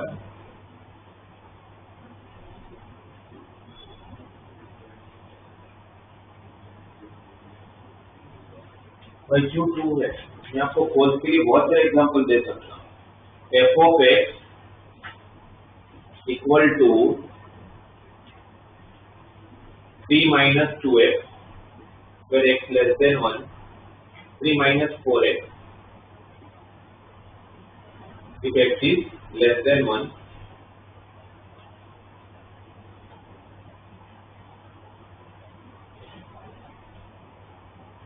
ये दिया, ये फंक्शन है f of x equal to 3 - 4x। ये सब यूज करते हैं जब x लेस देन 1, ये सब यूज करते हैं जब x greater than equal to 1। ये फंक्शन कंटिन्यूस है डिसकंटिन्यूस? जो फंक्शन कंटिन्यूस है डिसकंटिन्यूस है? डिसकंटिन्यूस है, उसका LHL का आंसर कितना आ रहा है? -1। और RHL का आंसर कितना आ रहा है? 1। RHL is not equal to, ये फंक्शन कंटिन्यूस नहीं है। अब इसको मोड लगा देता हूँ, mod of f of x. यहाँ तो मोड की जरूरत ही नहीं है क्योंकि एक्स ऑलरेडी पॉजिटिव है, यहाँ पर मोड लगा दिया। अब ये कंटिन्यूस है डिसकंटिन्यूस? अब क्या है? कंटिन्यूस है क्योंकि -1 का भी मोड पे क्या हो जाएगा? आपका RHL इक्वल टू, आपका मोड कंटिन्यूस है पर ओरिजिनल फंक्शन कंटिन्यूस नहीं है। दूसरे का मोड कंटिन्यूस होगा तो एफ ऑफ एक्स कंटिन्यूस होगा, ऐसा किसने बोल दिया? तो स्टेटमेंट 2 फॉल्स। अच्छा उल्टा होता तो एफ ऑफ एक्स कंटिन्यूस है तो मोड एफ ऑफ एक्स भी कंटिन्यूस होगा, ये ट्रू होता। एफ ऑफ एक्स कंटिन्यूस है तो mode F of x continuous होगा, ये ट्रू होता। क्योंकि क्या होता, फर्क पड़ता। अगर पॉजिटिव वैल्यू होता तो कुछ फर्क ही नहीं पड़ता, और नेगेटिव वैल्यू होता तो भी नीचे का ग्राफ ऊपर शिफ्ट हो जाता, उतना ही फर्क पड़ता ना, सही है। पर डिसकंटिन्यूटी थोड़ी बन जाती है। इसलिए उल्टा होता है कि एफ ऑफ एक्स कंटिन्यूस है तो mode F of x continuous होगा, ये ट्रू होता। But mode F of x continuous है तो एफ ऑफ एक्स कंटिन्यूस होना ये जरूरी नहीं होता, राइट। अब स्टेटमेंट 1, पर स्टेटमेंट 1 में दोनों थे तो फंक्शन मोड ln x भी कंटिन्यूस है, ln x भी कंटिन्यूस है। क्योंकि ln x का ग्राफ, ये ln x का ग्राफ है और मोड ln x का ग्राफ यहाँ से हटेगा और ये कहाँ फिट हो जाएगा? ऊपर, जो कि तो कंटिन्यूस है। तो स्टेटमेंट 1 ट्रू है, statement 2 false.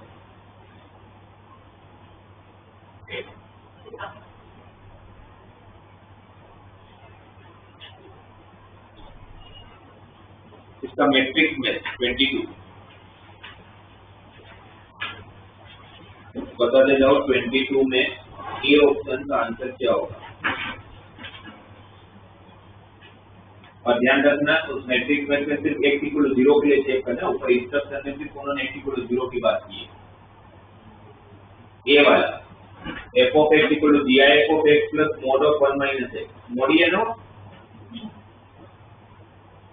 Ji I f of x plus 1 minus x. Zero पे क्या होगा, कंटिन्यूस होगा डिसकंटिन्यूस होगा, कंटिन्यूस होगा कि डिसकंटिन्यूस होगा, discontinuous by G I F है तो,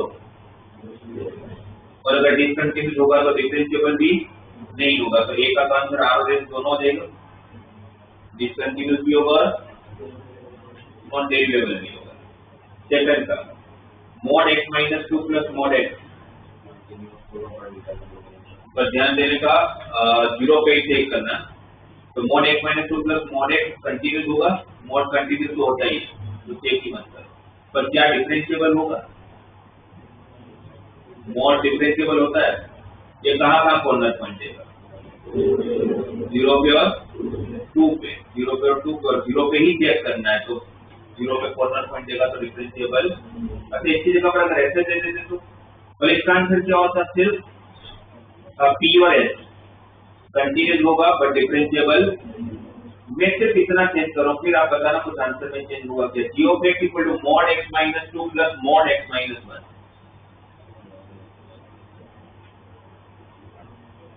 mod x minus 2 plus mod x minus 1 continuous, continuous and differentiable दोनों होगा, होगा ना, क्यों डिफरेंशिएबल क्यों होगा, mod है तो कॉर्नर पॉइंट तो देगा, पर कॉर्नर पॉइंट कहाँ दे रहा है 1 और 2, तो उसको कहाँ चेक करना है, तो ध्यान देने का। फिर सी में g I f of ten square है,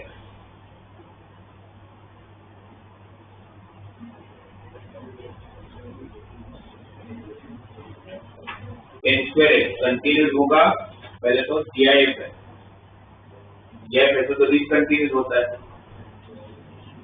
पर क्या ये इसमें क्या बोलेंगे अपने, g I f of ten square continuous होगा कि डिसकंटिन्यूस होगा, ये किसके लिए करना है, जीरो के लिए, जीरो प्लस, तो आप कौन से क्वाड्रेंट में, फर्स्ट क्वाड्रेंट में 10 इंक्रीजिंग होता है डिक्रीजिंग होता है, पर इनिशियली उसका इंक्रीजिंग रेट बहुत छोटा होता है, 45 डिग्री तक तो 1 पे पहुंचा होता है, वैसे तो हम नेबरहुड वैल्यू लेते हैं, तो 0 प्लस में 10x का आंसर 0 से जस्ट बड़ा हुआ होगा, उसका स्क्वायर 10 स्क्वायर लेना ना, वो भी तो 0 से थोड़ा ही बड़ा होगा, और इनफैक्ट स्क्वायर केवल वैल्यू और डिक्रीज ही हुई होगी, उसका दिया है 0, तो RHS का आंसर कितना है, इक्वल टू 0 का भी आंसर कितना आएगा 0, क्योंकि 10 0 0 ही होता है। अब बचा LHS 0 माइनस कौन सा क्वाड्रेंट, फोर्थ क्वाड्रेंट में 10, पर 10 0 की वैल्यू क्या होती है 0, नेगेटिव में जा रहा है, पर 10 270 की वैल्यू क्या होती है 10 0 0, अब 0 माइनस और इस क्वाड्रेंट का यहाँ पर 10 माइनस पाई बाई 2 पे माइनस इनफाइनाइट होता है, बीच में माइनस 45 पे वो -1 देता है, तो डिक्रीज तो मतलब यहाँ पर आप देखोगे तो यहाँ पर 0 था, फिर -1, फिर अचानक माइनस इनफाइनाइट पे पहुंच गया, तो इनिशियली जो उसका डिक्रीजिंग रेट है वो बहुत छोटा है, तो 0 से थोड़ी छोटी वैल्यू तो रहेगा, तो -1 और 0 के बीच में उसका आपने स्क्वायर किया, तो किसके बीच में आ जाएगा 0 से 1 का वापस दिया है, तीनों से 1, तो तीनों सेम आ गए, तो क्या बोलूंगा कंटिन्यूस है, और हर बार 0 के आजू बाजू में तो फंक्शन ही क्या दे रहा है 0, तो 0 का LHD भी 0, RHD भी 0, से डिफरेंशिएबल भी होगा, ये कंटिन्यूस भी और डिफरेंशिएबल भी, समझ आए। 0 प्लस में भी 0 बनाया उसने, 0 माइनस में भी 0 ही बनाया, तो 0 का डिफरेंशिएल भी तो 0 ही होगा दोनों से, तो LHD equal to RHD, just for function is differentiable. Last one,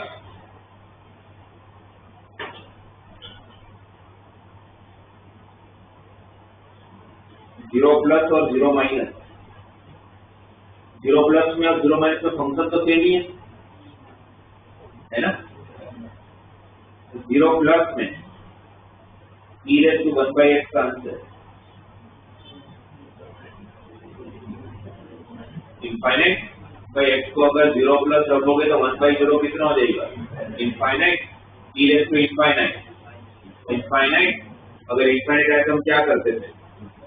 infinite से डिवाइड करते थे, तो 6 से डिवाइड करोगे, e रेज़ टू 1/x, तो e रेज़ टू 1/x से डिवाइड करोगे तो क्या बचेगा? ब्रैकेट में 3 plus 4 upon e raise to 1/x, e raise to 1/x infinite है, तो 4 by infinite 0 divide by 2 by e raise to 1/x minus 1, तो 2 by e raise to 1/x भी क्या होगा? 0, तो क्या बचा? नीचे -1, ऊपर क्या बचा? 3, ऊपर क्या बचा? 3, नीचे क्या बचा? -1, पर इंटू में एक छोड़ दिए तो वहां तो 0 रखा हुआ था, आंसर 0 ही हो गया होगा। अगर वो x नहीं होता तो आंसर क्या होता? -3। अगर वो x नहीं होता तो आंसर क्या होता? वो x की वजह से आंसर क्या हो गया? 0। अब जब x लेस देन 0 लोगे, 0 माइनस लोगे, तो e रेज़ टू 1/x क्या हो जाएगा? x जब 0 माइनस हो तो x जब आप नेगेटिव वैल्यू रख लो ना, तो e raise to 1/x automatically नीचे आ जाएगा, क्योंकि उसका पावर नेगेटिव है, आपको डिवाइड नहीं करना पड़ेगा, ऑटोमेटिकली डिवाइड में आएगा। तो फिर 3 by e raise to 1/x directly 0 हो जाएगा, तो ऊपर क्या बचेगा? 4, और नीचे e raise to 1/x directly नीचे आ जाएगा, तो 0 हो जाएगा, तो नीचे क्या बचेगा? 2, तो ऊपर 4 बचा, नीचे 2 बचा, तो 4/2 का आंसर 2 आया। ऊपर -3 आया था, नीचे 2 आया, जब तक वो x नहीं था, और जब तक वो x है तो एलएचएल भी जो वो x मैं पूरा करता ही नहीं, क्योंकि x का तो मुझे पता ही था ना कि product e raise to 1/x करता, इंटू में से तो हमें तो उसको बचा ही लेगा, तो दोनों पर आरएचएल और एलएचएल दोनों क्या हो जाएगा? 0, और इक्वल टू 0 के लिए भी आंसर क्या दिया हुआ है? 0, मतलब फंक्शन कंटिन्यूस है। कंटिन्यूटी समझ आई? अब मुझे बताओ ये डिफरेंशिएबल है कि कुछ किए बिना? आपको सिर्फ इतना समझना है कि वो कंटिन्यूस क्यों बना, किसकी वजह से बना? x की वजह से बना। अगर x नहीं होता तो फंक्शन कंटिन्यूस नहीं होता, तो फंक्शन कंटिन्यूस बनाने में हेल्प कौन कर रहा है? जब आप डिफरेंशिएबिलिटी के लिए यूज करते हो तब आरएचडी एलएचडी देखो, आरएचडी की फॉर्मूला बताओ, लिमिट आरएचडी एलएचडी दोनों की formula, limit of x tending to e plus f of x minus f of 0, e 0 है इसमें, f of x minus f of 0 divide by x minus 0, और f of 0 की value कितना दिया हुआ है? दिया हुआ है, नहीं बोला दिया, देखो तो क्या दिया? f ऑफ 0 कितना दिया हुआ है? 0, f ऑफ 0 0 के ऊपर से क्या बचा? f ऑफ x, और नीचे से क्या बचा? x, और f ऑफ x से पूरा फंक्शन रखोगे तो फंक्शन का x और नीचे का x कट जाएगा, तो जिसकी वजह से आप बच रहे थे ना, बचोगे ही नहीं। अब आपका एलएचडी का आंसर -3 आएगा, सॉरी आरएचडी का आंसर -3 आएगा, और एलएचडी का आंसर 4 आएगा, 2 आएगा, सॉरी 2 आएगा। तो RHD is not equal to, ये फंक्शन कंटिन्यूस होगा पर डिफरेंशिएबल। ऐसे सेम एग्जांपल अपने करते थे, आपको समझाएंगे। x into sine 1/x, x into sine 1/x continuous बनता है, उसको बचाता कौन है? x, वरना तो साइन 1/x तो रोटेट करता रहता है, बट ये डिफरेंशिएबल नहीं होगा क्योंकि वो x कट जाता है, वैसे कुछ हो गया ना। तो इसमें वैसे कटने की वजह से ये फंक्शन डिफरेंशिएबल नहीं होगा।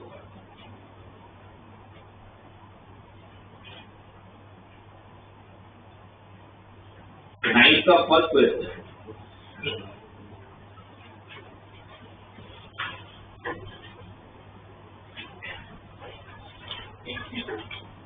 नाइन डिग्री का फर्स्ट क्वेश्चन,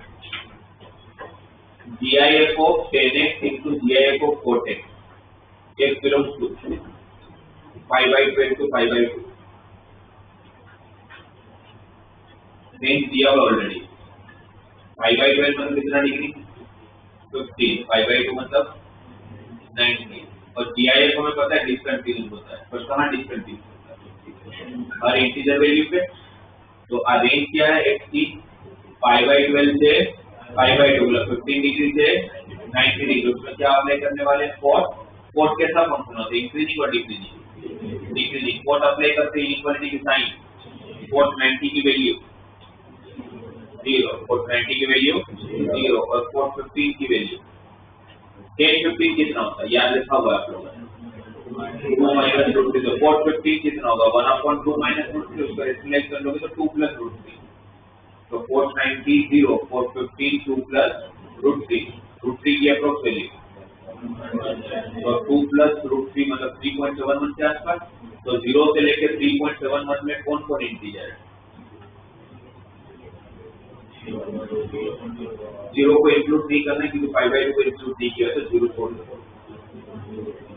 1 2 3 तो GIF ऑफ कोटेक्स 3 जगह पर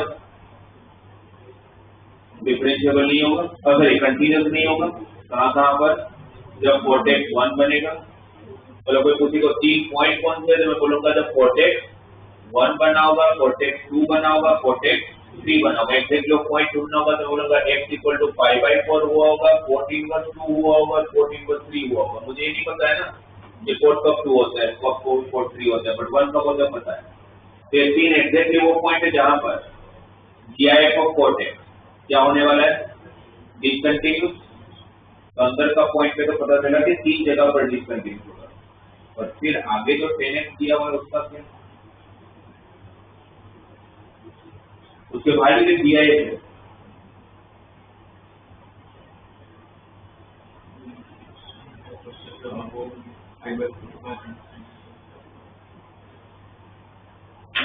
10x के साथ GIF ऑफ कोटेक्स था और कोटेक्स कहां पर डिसकंटिन्यूअस है हर इंटीजर वैल्यू पे और हर इंटीजर वैल्यू पे कोटेक्स का खुद का आंसर कोटेक्स जैसे इंटीजर बना तो कोटेक्स का GIF निकल जाएगा इंटीजर बनते ही कोटेक्स का फाई का GIF कितना तो GIF लगे या नहीं लगे क्या फर्क पड़ता है तो कोटेक्स जब इंटीजर बनेगा जहां पर वो डिसकंटिन्यूअस है वहां पर GIF ऑफ कोटेक्स का क्या लिखोगे कोटेक्स तो 10x और कोटेक्स तो रेसिप्रोकल हो वैसे ही कट हो जाएगा अंदर तो वही बचने वाला है हमेशा जब वो डिसकंटिन्यूअस होगा तब GIF ऑफ कोटेक्स क्या बनेगा कोटेक्स और वो 10x into कोटेक्स क्या हो जाएगा 1 तो 1 का GIF तो ऑलवेज 1 ही होगा तो बाहर का 10x मुझे प्रॉब्लम ही नहीं कर रहा है प्रॉब्लम सिर्फ कौन कर रहा था जब कोटेक्स खुद डिसकंटिन्यूअस बन रहा है तो वो जब इंटीजर दे रहा है तो कितनी जगह पर इंटीजर दे रहा है 3 पॉइंट पर तो ये पूरा फंक्शन कितनी जगह पर डिसकंटिन्यूअस होगा वो 3 पॉइंट पर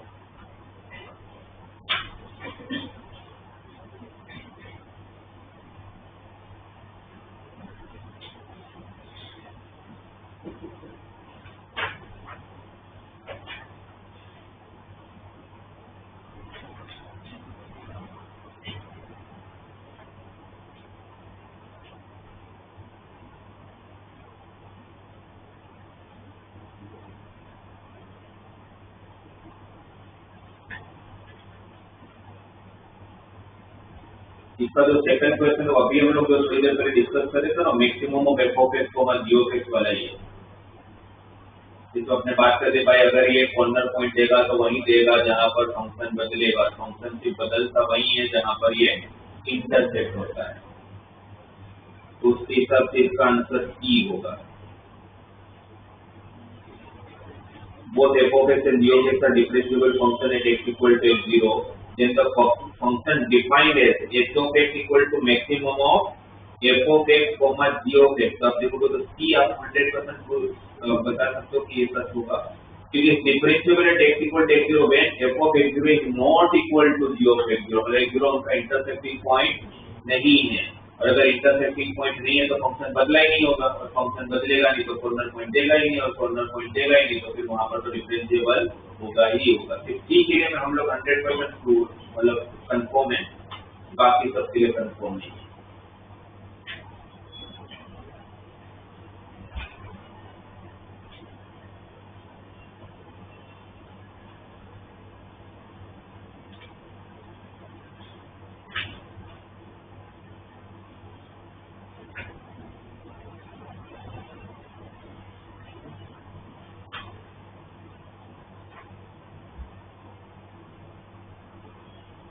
इसका थर्ड वाला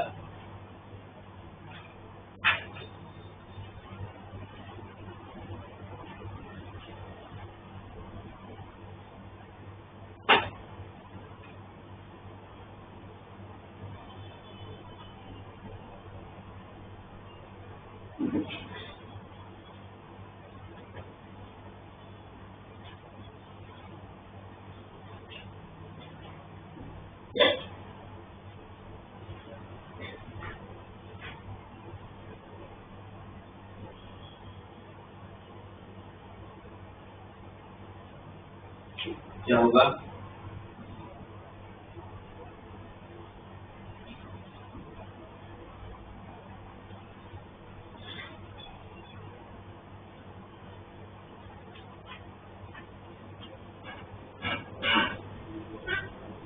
f of x be a real value function such that f of a equal to 0. If g of x equal to x minus into f of x continuous है but differentiable नहीं है, कौन सी value के लिए x equal to a के लिए? तो इस स्टेटमेंट से क्या पता चला? x minus a into f of x continuous है बट डिफरेंशिएबल नहीं।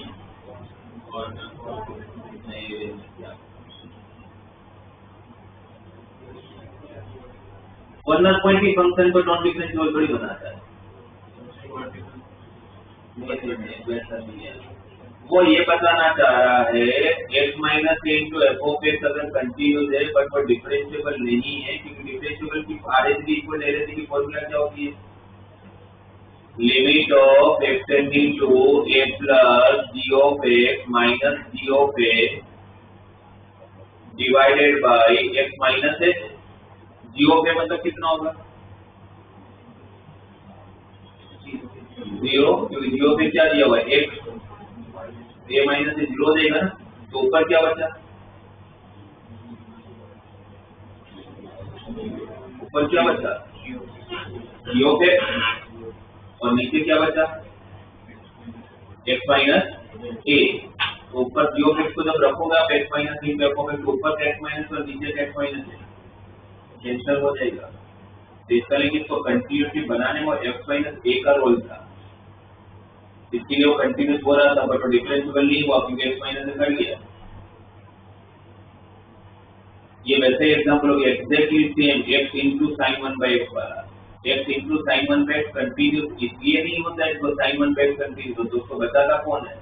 x, पर डिफरेंशिएबिलिटी के टाइम पर वो x कट जाता है। तो अगर आपको x माइनस a पे f ऑफ x अगर कंटिन्यूस दिया हुआ है पर वो डिफरेंशिएबल नहीं दिया तो आपको ये समझना उस स्टेटमेंट से कि उसको बताने में x माइनस a हेल्प कर रहा है, f ऑफ x हेल्प नहीं कर रहा है। और जब आप लोगों ने ये अप्लाई किया होगा RHD की फॉर्मूला क्या होती है? Limit of x tending to a plus g of a, sorry g of x minus g of a upon x minus a। तो limit of x tending to a plus g of x क्या है हमारा? x minus a into f of x। g of a का answer कितना है? 0 divided by x minus तो x minus x minus है, cancel. तो आपका RHD में क्या बचा? Limit of x tending to a plus f of x। अब LHD में क्या बचेगा? LHD में फिर क्या फर्क होता है? a प्लस की जगह पर a माइनस आता है, सेम फंक्शन होगा इसमें, तो ये भी फंक्शन है ना इसमें। तो g ऑफ x का आंसर वापस 0। g ऑफ x की वैल्यू जब रखूंगा तो x माइनस से into f of x divided by x minus से, तो x माइनस से कैंसिल। आप लोगों का LHD है और RHD है, और क्वेश्चन में ऑलरेडी मेंशन है कि फंक्शन डिफरेंशिएबल नहीं है। इसका मतलब क्या हुआ? RHD not equal to LHD। RHD not equal to LHD मतलब क्या पता चला मुझे? Limit of x tending to a plus f of x का आंसर और limit of x tending to a minus f of x का answer same नहीं है। अब अगर f ऑफ x के हिसाब से अगर आप सोचते हो तो इसका ये RHL हो गया और ये LHL हो गया, तो RHL is not equal to LHL से f ऑफ x का लिमिट भी एग्जिस्ट नहीं करता। तो अब ऑप्शन कौन सा सही है? ऑप्शन कौन सा सही है? f ऑफ x के लिए D must be discontinuous at x equal to. तो जो लाइन है ना बीच में x minus into sine by x minus into f of x continuous है पर डिफरेंशिएबल नहीं है, तो इसका मतलब ये है कि x माइनस से बचा रहा है, क्योंकि उसके बाद और एक स्टेटमेंट लिखा है x माइनस a का square into f of x जो है वो कंटिन्यूअस भी है और डिफरेंशिएबल भी है। इसलिए x माइनस a का स्क्वायर कर दिया तो डिफरेंशिएबल भी हो गया, इसलिए x माइनस एक ही बार कट होगा ना, x माइनस से वापस बचा लेगा डिफरेंशिएबिलिटी के टाइम। तो एक एक सेंटेंस को आपको समझना है।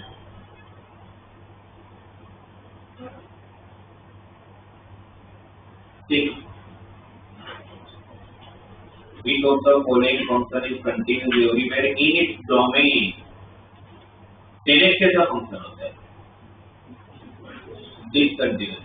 पर 10x उसके डोमेन में कैसा फंक्शन होता है? कंटिन्यूस। क्योंकि वो जब जहाँ पर डिसकंटिन्यूस होता है उसके डोमेन में नहीं होता, 5/2 -5, इसमें बहुत फर्क पड़ता है एक वर्ड यूज होने से। तो इसमें बोला गया है कि ऐसा कौन सा फंक्शन है जो कंटिन्यूस होता है अपने डोमेन पे बट डिफरेंशिएबल नहीं होता है। एक दिन जो पहले पता है उससे चालू करते हैं। 10x क्या होगा? कंटिन्यूस होता है, 10x डिफरेंशिएबल होता है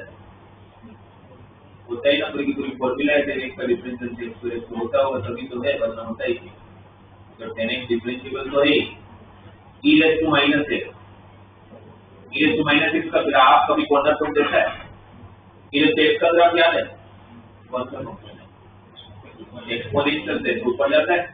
e raised to -x का ग्राफ कैसा होगा? e raised to x और e raised to -x graph में क्या होता है? एक इंक्रीज होता है तो दूसरा e raised to -x मतलब क्या हुआ? 1/e raised to x ना, तो एक इंक्रीज हो रहा है तो दूसरा डिक्रीज हो रहा है, ऊपर से नीचे आएगा। तो क्या कॉर्नर पॉइंट देगा? होता है उसमें कहीं कॉर्नर पॉइंट? तो कॉर्नर पॉइंट नहीं देगा तो मतलब डिफरेंशिएबल तो ये भी है। फिर mod x by x क्या कंटिन्यूस होता है?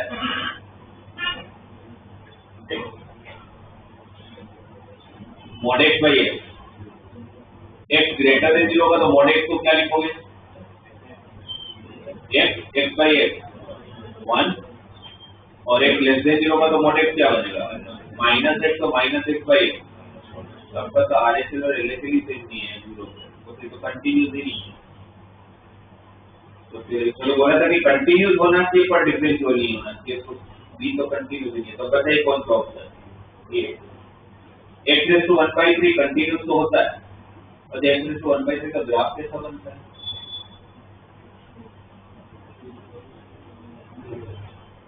y equal to x raised to 1/3 का ग्राफ कैसा बनेगा?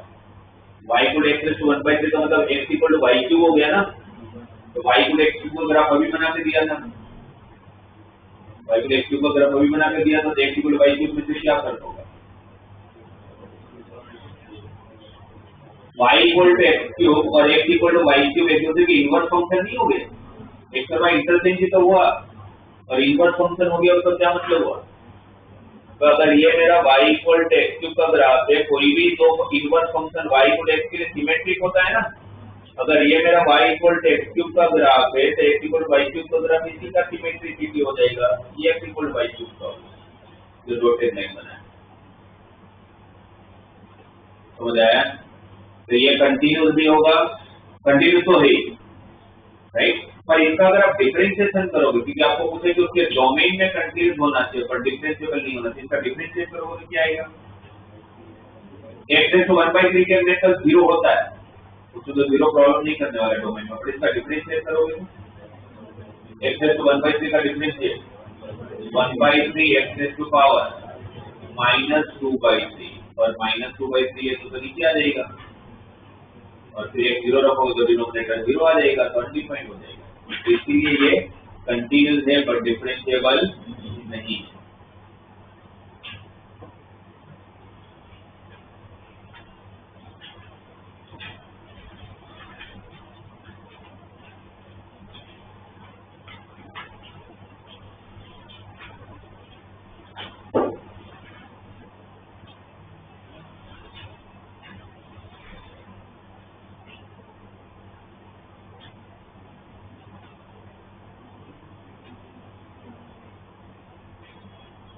इसका मल्टीपल करेक्ट में 12 क्वेश्चन, 12 एक बार 12 बताओ फिर मैं 10 बताता हूँ आपको। 10 12 में क्या होगा?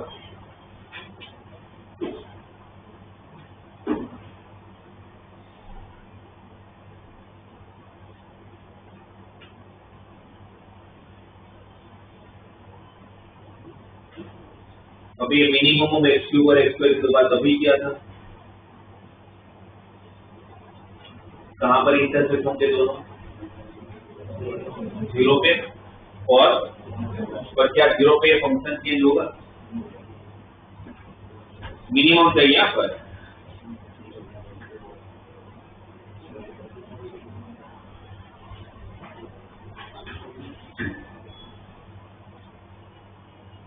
एक्स क्यूब और एक्स स्क्वायर का ग्राफ, ये एक्स स्क्वायर का ग्राफ हुआ है ना, एक्स क्यूब का ग्राफ,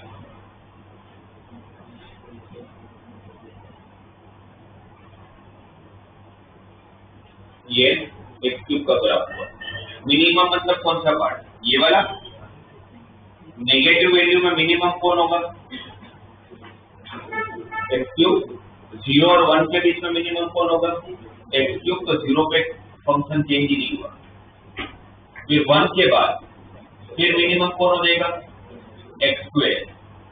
एक्स स्क्वायर हो जाएगा ना फिर। तो आपका सिर्फ कॉर्नर पॉइंट कहाँ मिलना है? 1 पे। कॉर्नर पॉइंट कहाँ मिलेगा?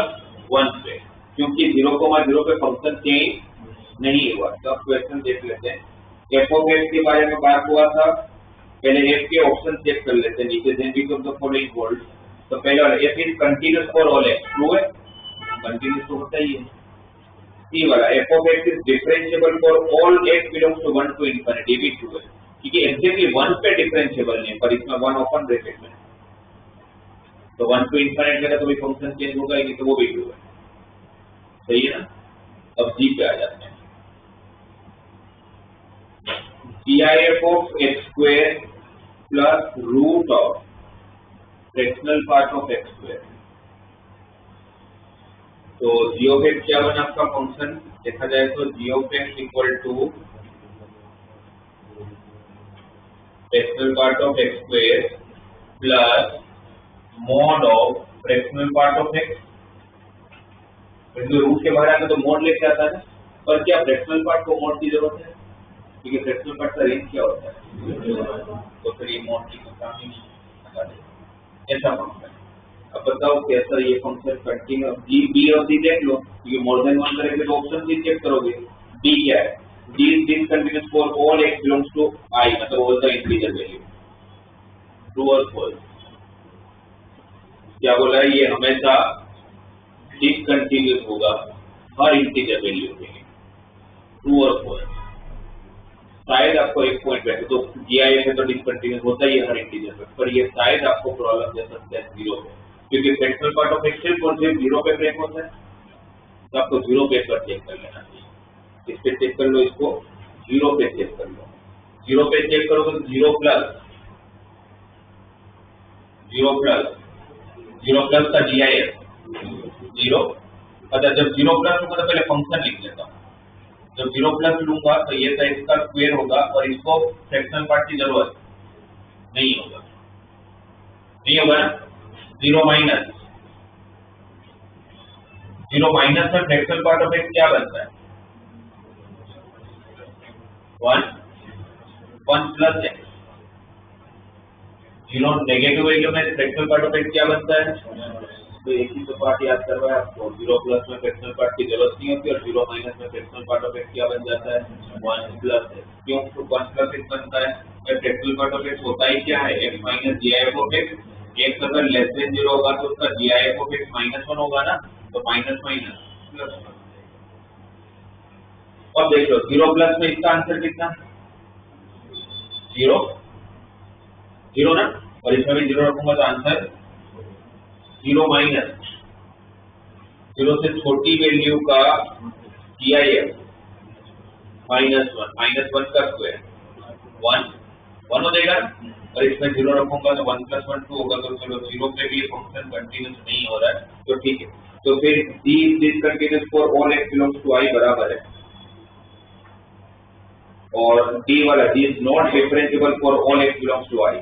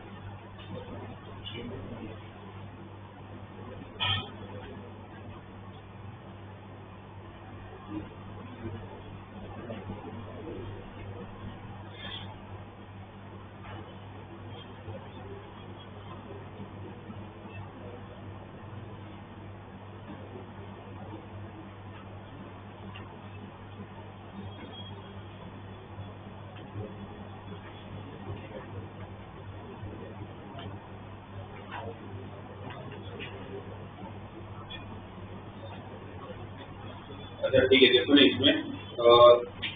इसमें एक्चुअली जीरो पे तो चेक करना ही था, पर जीरो पे अपना डिसकंटिन्यूस है। पर यहाँ पर ये भी एक चीज सोचनी पड़ेगी, क्योंकि यहाँ पर आपने एक चीज नोटिस किया, क्योंकि यहाँ पर स्क्वायर है, तो स्क्वायर की वजह से अगर नेगेटिव भी आंसर आ रहा होगा तो किसका कन्वर्ट कर दे रहा होगा, पॉजिटिव में कन्वर्ट कर दे रहा होगा। तो यहाँ पर फिर आप 1 पे भी चेक करो और -1 पे भी चेक करो। जैसे 1 पे मैंने जब चेक किया, और थोड़ा ये भी इजी कर दिया कि फ्रैक्शनल पार्ट ऑफ एक्स को सेम फंक्शन बनाने के लिए फ्रैक्शनल पार्ट ऑफ एक्स को क्या लिख सकते हैं आपने, x minus jf of x. ऐसे में jf ऑफ एक्स में लाने में इजी हो जाता है, क्योंकि jf का आंसर अपने को ढूंढना इजी लगता है ना, 1 प्लस होगा तो अपने को पता है 1 आंसर दे देगा, ठीक है ना। इसलिए ऐसे में क्या कर लिया करो, रेंज कभी किसी का ढूंढना हो तो jf ऑफ को फ्रैक्शनल पार्ट में कन्वर्ट कर लेना, क्योंकि फ्रैक्शनल पार्ट का रेंज पता होता है। और जब भी किसी का आंसर ढूंढना हो तो jf में कन्वर्ट कर लेना, क्योंकि jf का आंसर ढूंढना इजी होता है। इसलिए हमने फ्रैक्शनल पार्ट को क्या लिखा, x minus jf of x। अब इसे 1 प्लस रखा, तो 1 प्लस का jf, 1 से थोड़ी बड़ी वैल्यू का jf, 1 का स्क्वायर 1, ये तो 1 ही है। 1 प्लस का jf 1, तो 1 प्लस 1 माइनस 1 का आंसर कितना है, 1। जब आपने 1 माइनस किया होगा 1 से छोटी वैल्यू का jf, 1 से छोटी वैल्यू का jf 0, 0 का स्क्वायर 0, ये तो 1 ही है, और 1 से छोटी वैल्यू का jf 0, तो उस केस में भी आपका आंसर 1 आए। 1 प्लस और 1 माइनस का आंसर सेम आ रहा है। अब इक्वल टू 1 के लिए चेक करते हैं, 1 का jf तो 1 ही होगा, 1 का स्क्वायर 1 प्लस 1 का jf 1, तो वो भी 1 कैंसिल होकर 1 ही आ गया। तो आप देखोगे तो 1 में 1 प्लस और 1 माइनस और g ऑफ 1 का आंसर सेम आ गया। और उन्होंने सी ऑप्शन में क्या दिया, हर इंटीजर के लिए डिसकंटिन्यूस है, हर इंटीजर पे डिसकंटिन्यूस नहीं है, ये 1 पे कंटिन्यूस बन गया, तो बी गलत हो जाएगा। अब बी गलत हो गया, तब आते हैं डी पे। D is not differentiable for all x belong to 7, बोले किसी भी पॉइंट के लिए डिफरेंशिएबल नहीं होगा। जबकि यहाँ पर आप देखो तो 1 प्लस में फंक्शन क्या बनता है 1, 1 माइनस में फंक्शन क्या बनता है 1, इसका डिफरेंशिएट करोगे तो 0, तो आरएचडी कितना है 0, इसका डिफरेंशिएट करोगे तो 0, तो एलएचडी कितना है 0, तो 1 के लिए आरएचडी और एलएचडी दोनों सेम है, तो 1 पे फंक्शन डिफरेंशिएबल नहीं है, इसमें फिर डी भी गलत है। इसलिए इसमें आंसर सिर्फ क्या दिया हुआ है, ए और सी। इसमें फिर आप लोगों को ऐसा जब भी आए तो फिर वैसे तो 0 पे चेक करना चाहिए, ये स्क्वायर की वजह से बस मैंने 1, और 1 पे भी होता तो फिर एक बार -1 भी चेक करता, बट 1 पे ही पता चल गया तो फिर -1 चेक नहीं करना।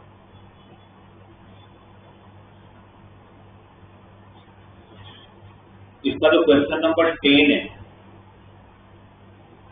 दिखने में ऐसा लगता है कि बहुत टफ होगा, पर मेरे समझ बहुत सिंपल ही होगा, क्योंकि बहुत सारे फंक्शन समझ जाने के इतना मुश्किल होने वाला है नहीं क्वेश्चन। किसके लिए चेक करने को बोला है, -50 से +50 के बीच में, -50 से +50 के बीच में, और हर आप देखो तो पूरे में GIF fractional part of x भर के दिए, ठीक है। पर फ्रैक्शनल पार्ट जहां पर cos स्क्वायर 4x के साथ लगा है, वो फ्रैक्शनल पार्ट की तो जरूरत ही नहीं है। cos स्क्वायर का रेंज क्या होता है, 0 से 1 में फ्रैक्शनल पार्ट का काम ही क्या है, cos स्क्वायर 4x का रेंज तो 0 से 1 ही होगा, स्क्वायर होने की वजह से। cos का रेंज क्या होता है, -1 से 1, तो cos का रेंज अगर -1 से 1 होता है, तो फिर cos स्क्वायर का रेंज क्या होगा, 0 से 1। अगर 0 से 1 होगा तो क्या मुझे फ्रैक्शनल पार्ट की जरूरत है, जरूरत है नहीं है, तो फ्रैक्शनल पार्ट जहां जहां पर भी दिख रहा है cos स्क्वायर के साथ उसको हटा दो। अब बचा क्या आपके पास, g of x is equal to gif of x square, cos square 4x में मुझे फ्रैक्शनल पार्ट नहीं चाहिए, प्लस अच्छा दूसरा वाला टर्म का आंसर कितना, सेकंड वाले का आंसर, सेकंड टर्म का answer fractional part of x square into gif of cos square 4x का आंसर कितना cos स्क्वायर 4x का रेंज क्या होता है? 0 से 1, तो 0 से 1 का GIF कितना? 0, तो सेकंड टर्म तो 0 ही हो गया ना, सही है। तो क्या बचा फिर? x square sin square 4x, फिर उसके बाद वाला टर्म वो भी 0, ना, cos स्क्वायर 4x GIF के साथ दिया हुआ है, तो वो भी कितना? 0। फिर लास्ट वाला पार्ट क्या बचा? GIF fractional part of x square into cos square 4x में फ्रैक्शनल पार्ट दिया, उसका फ्रैक्शनल पार्ट की जरूरत नहीं, ठीक है। ये बचा, 3 टर्म बचे, 2 तो 0 हो गए। अब ये 3 टर्म में भी ये जो fractional part of x square है, इस fractional part of x square को ऐसे लिख सकता हूँ, x square minus GIF of x square. Fractional part of x होता क्या है? x minus GIF of x। अब ये ब्रैकेट ओपन करोगे तो minus GIF of x square cos square 4x और plus GIF of x square cos square 4x, तो cut हो गया। तो लास्ट में अब सिर्फ 2 ही टर्म बचे, कितने सारे दिए थे? बचे सिर्फ 2। कौन कौन से? x square sin square 4x और x square cos square 4x, क्या कॉमन? तो sin square 4x plus cos square 4x, तो लास्ट में जो फिर x स्क्वायर बचा। x स्क्वायर कहाँ पर डिसकंटिन्यूअस होता है? कहीं पर, क्योंकि तो पैराबोला है, तो ऑलवेज कंटिन्यूअस भी होगा, ऑलवेज पूछा था -50 और 50 के बीच में कितने पॉइंट पर ये नॉन डिफरेंशिएबल होगा, तो 0.50।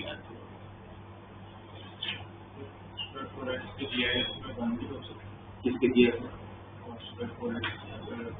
अच्छा ठीक है, एक इसमें ये भी देख लेते हैं, जैसे cos स्क्वायर, इसमें रेंज क्या दिया था? -50 से +50, -50 से 50 के बीच में cos स्क्वायर 4x का जो रेंज होता है वो 0 से लेके 1 के बीच में होगा,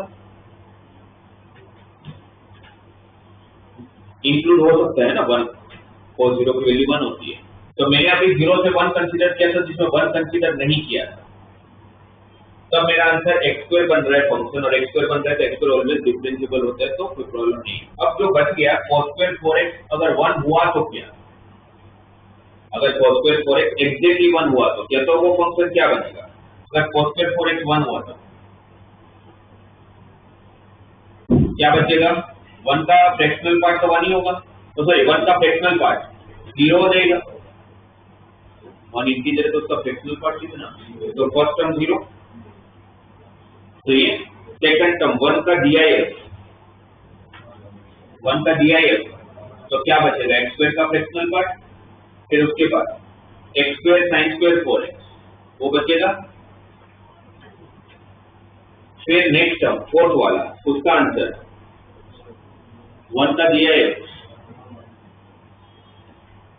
मतलब DIF ऑफ x स्क्वायर बचेगा, cos स्क्वायर 4x को,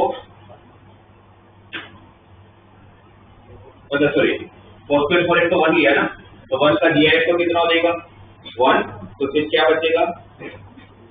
DIF ऑफ x स्क्वायर, उसके बाद वाला लास्ट वाला टर्म 1 का फ्रैक्शनल पार्ट 0, तो ये 3 टर्म बचे, ये और ये। इस fractional part of x square को क्या लिखोगे? x square minus DIF of x square, तो ये माइनस x स्क्वायर और ये plus x square cancel, last में क्या रहा? x स्क्वायर और x square sin square 4x। अगर cos स्क्वायर 4x अगर 1 लेते हो, ये कहीं पर नॉन डिफरेंशिएबल होता है क्या? x स्क्वायर अलजेब्रिक फंक्शन है, always continuous, always differentiable, sin square 4x always continuous, always differentiable, square है ना, तो mod sin 4x और sin स्क्वायर 4x के ग्राफ में क्या फर्क होगा? mod sin स्क्वायर 4x मतलब sin स्क्वायर 4x का ग्राफ और mod sin 4x का ग्राफ दिखने में एग्जैक्टली सेम दिखेगा, कुछ फर्क नहीं दिखेगा, बस फर्क क्या होगा? जब अंदर नीचे का पार्ट जब ऊपर जाएगा मॉड के अंदर, तो x एक्सिस पे कॉर्नर पॉइंट बनाएगा, क्योंकि मॉड है, और स्क्वायर होगा तो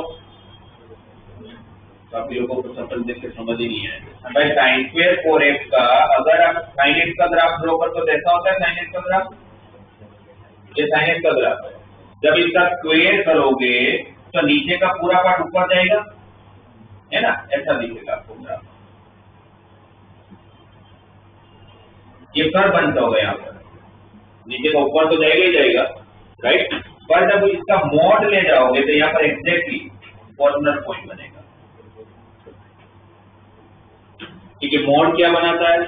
कॉर्नर पॉइंट बना, तो इसलिए दिखने में सेम दिखता है पर मोड में कॉर्नर पॉइंट बनेगा और स्क्वायर में कॉर्नर पॉइंट नहीं बनेगा। कोई पूछे मोड sin 4x डिफरेंशिएबल होता है तो आप आंसर क्या दोगे? नहीं होता है। क्यों? कॉर्नर पॉइंट रहता है। पर sin square 4x डिफरेंशिएबल होता है? यस, बिकॉज उसमें कहीं पर भी कॉर्नर पॉइंट नहीं बनते।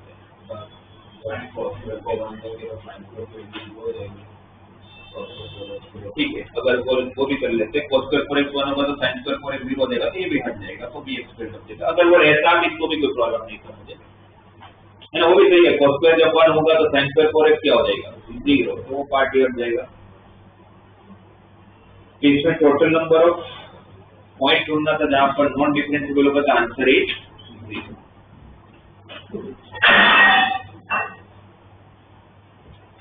इसलिए आप लोग प्रैक्टिस करो।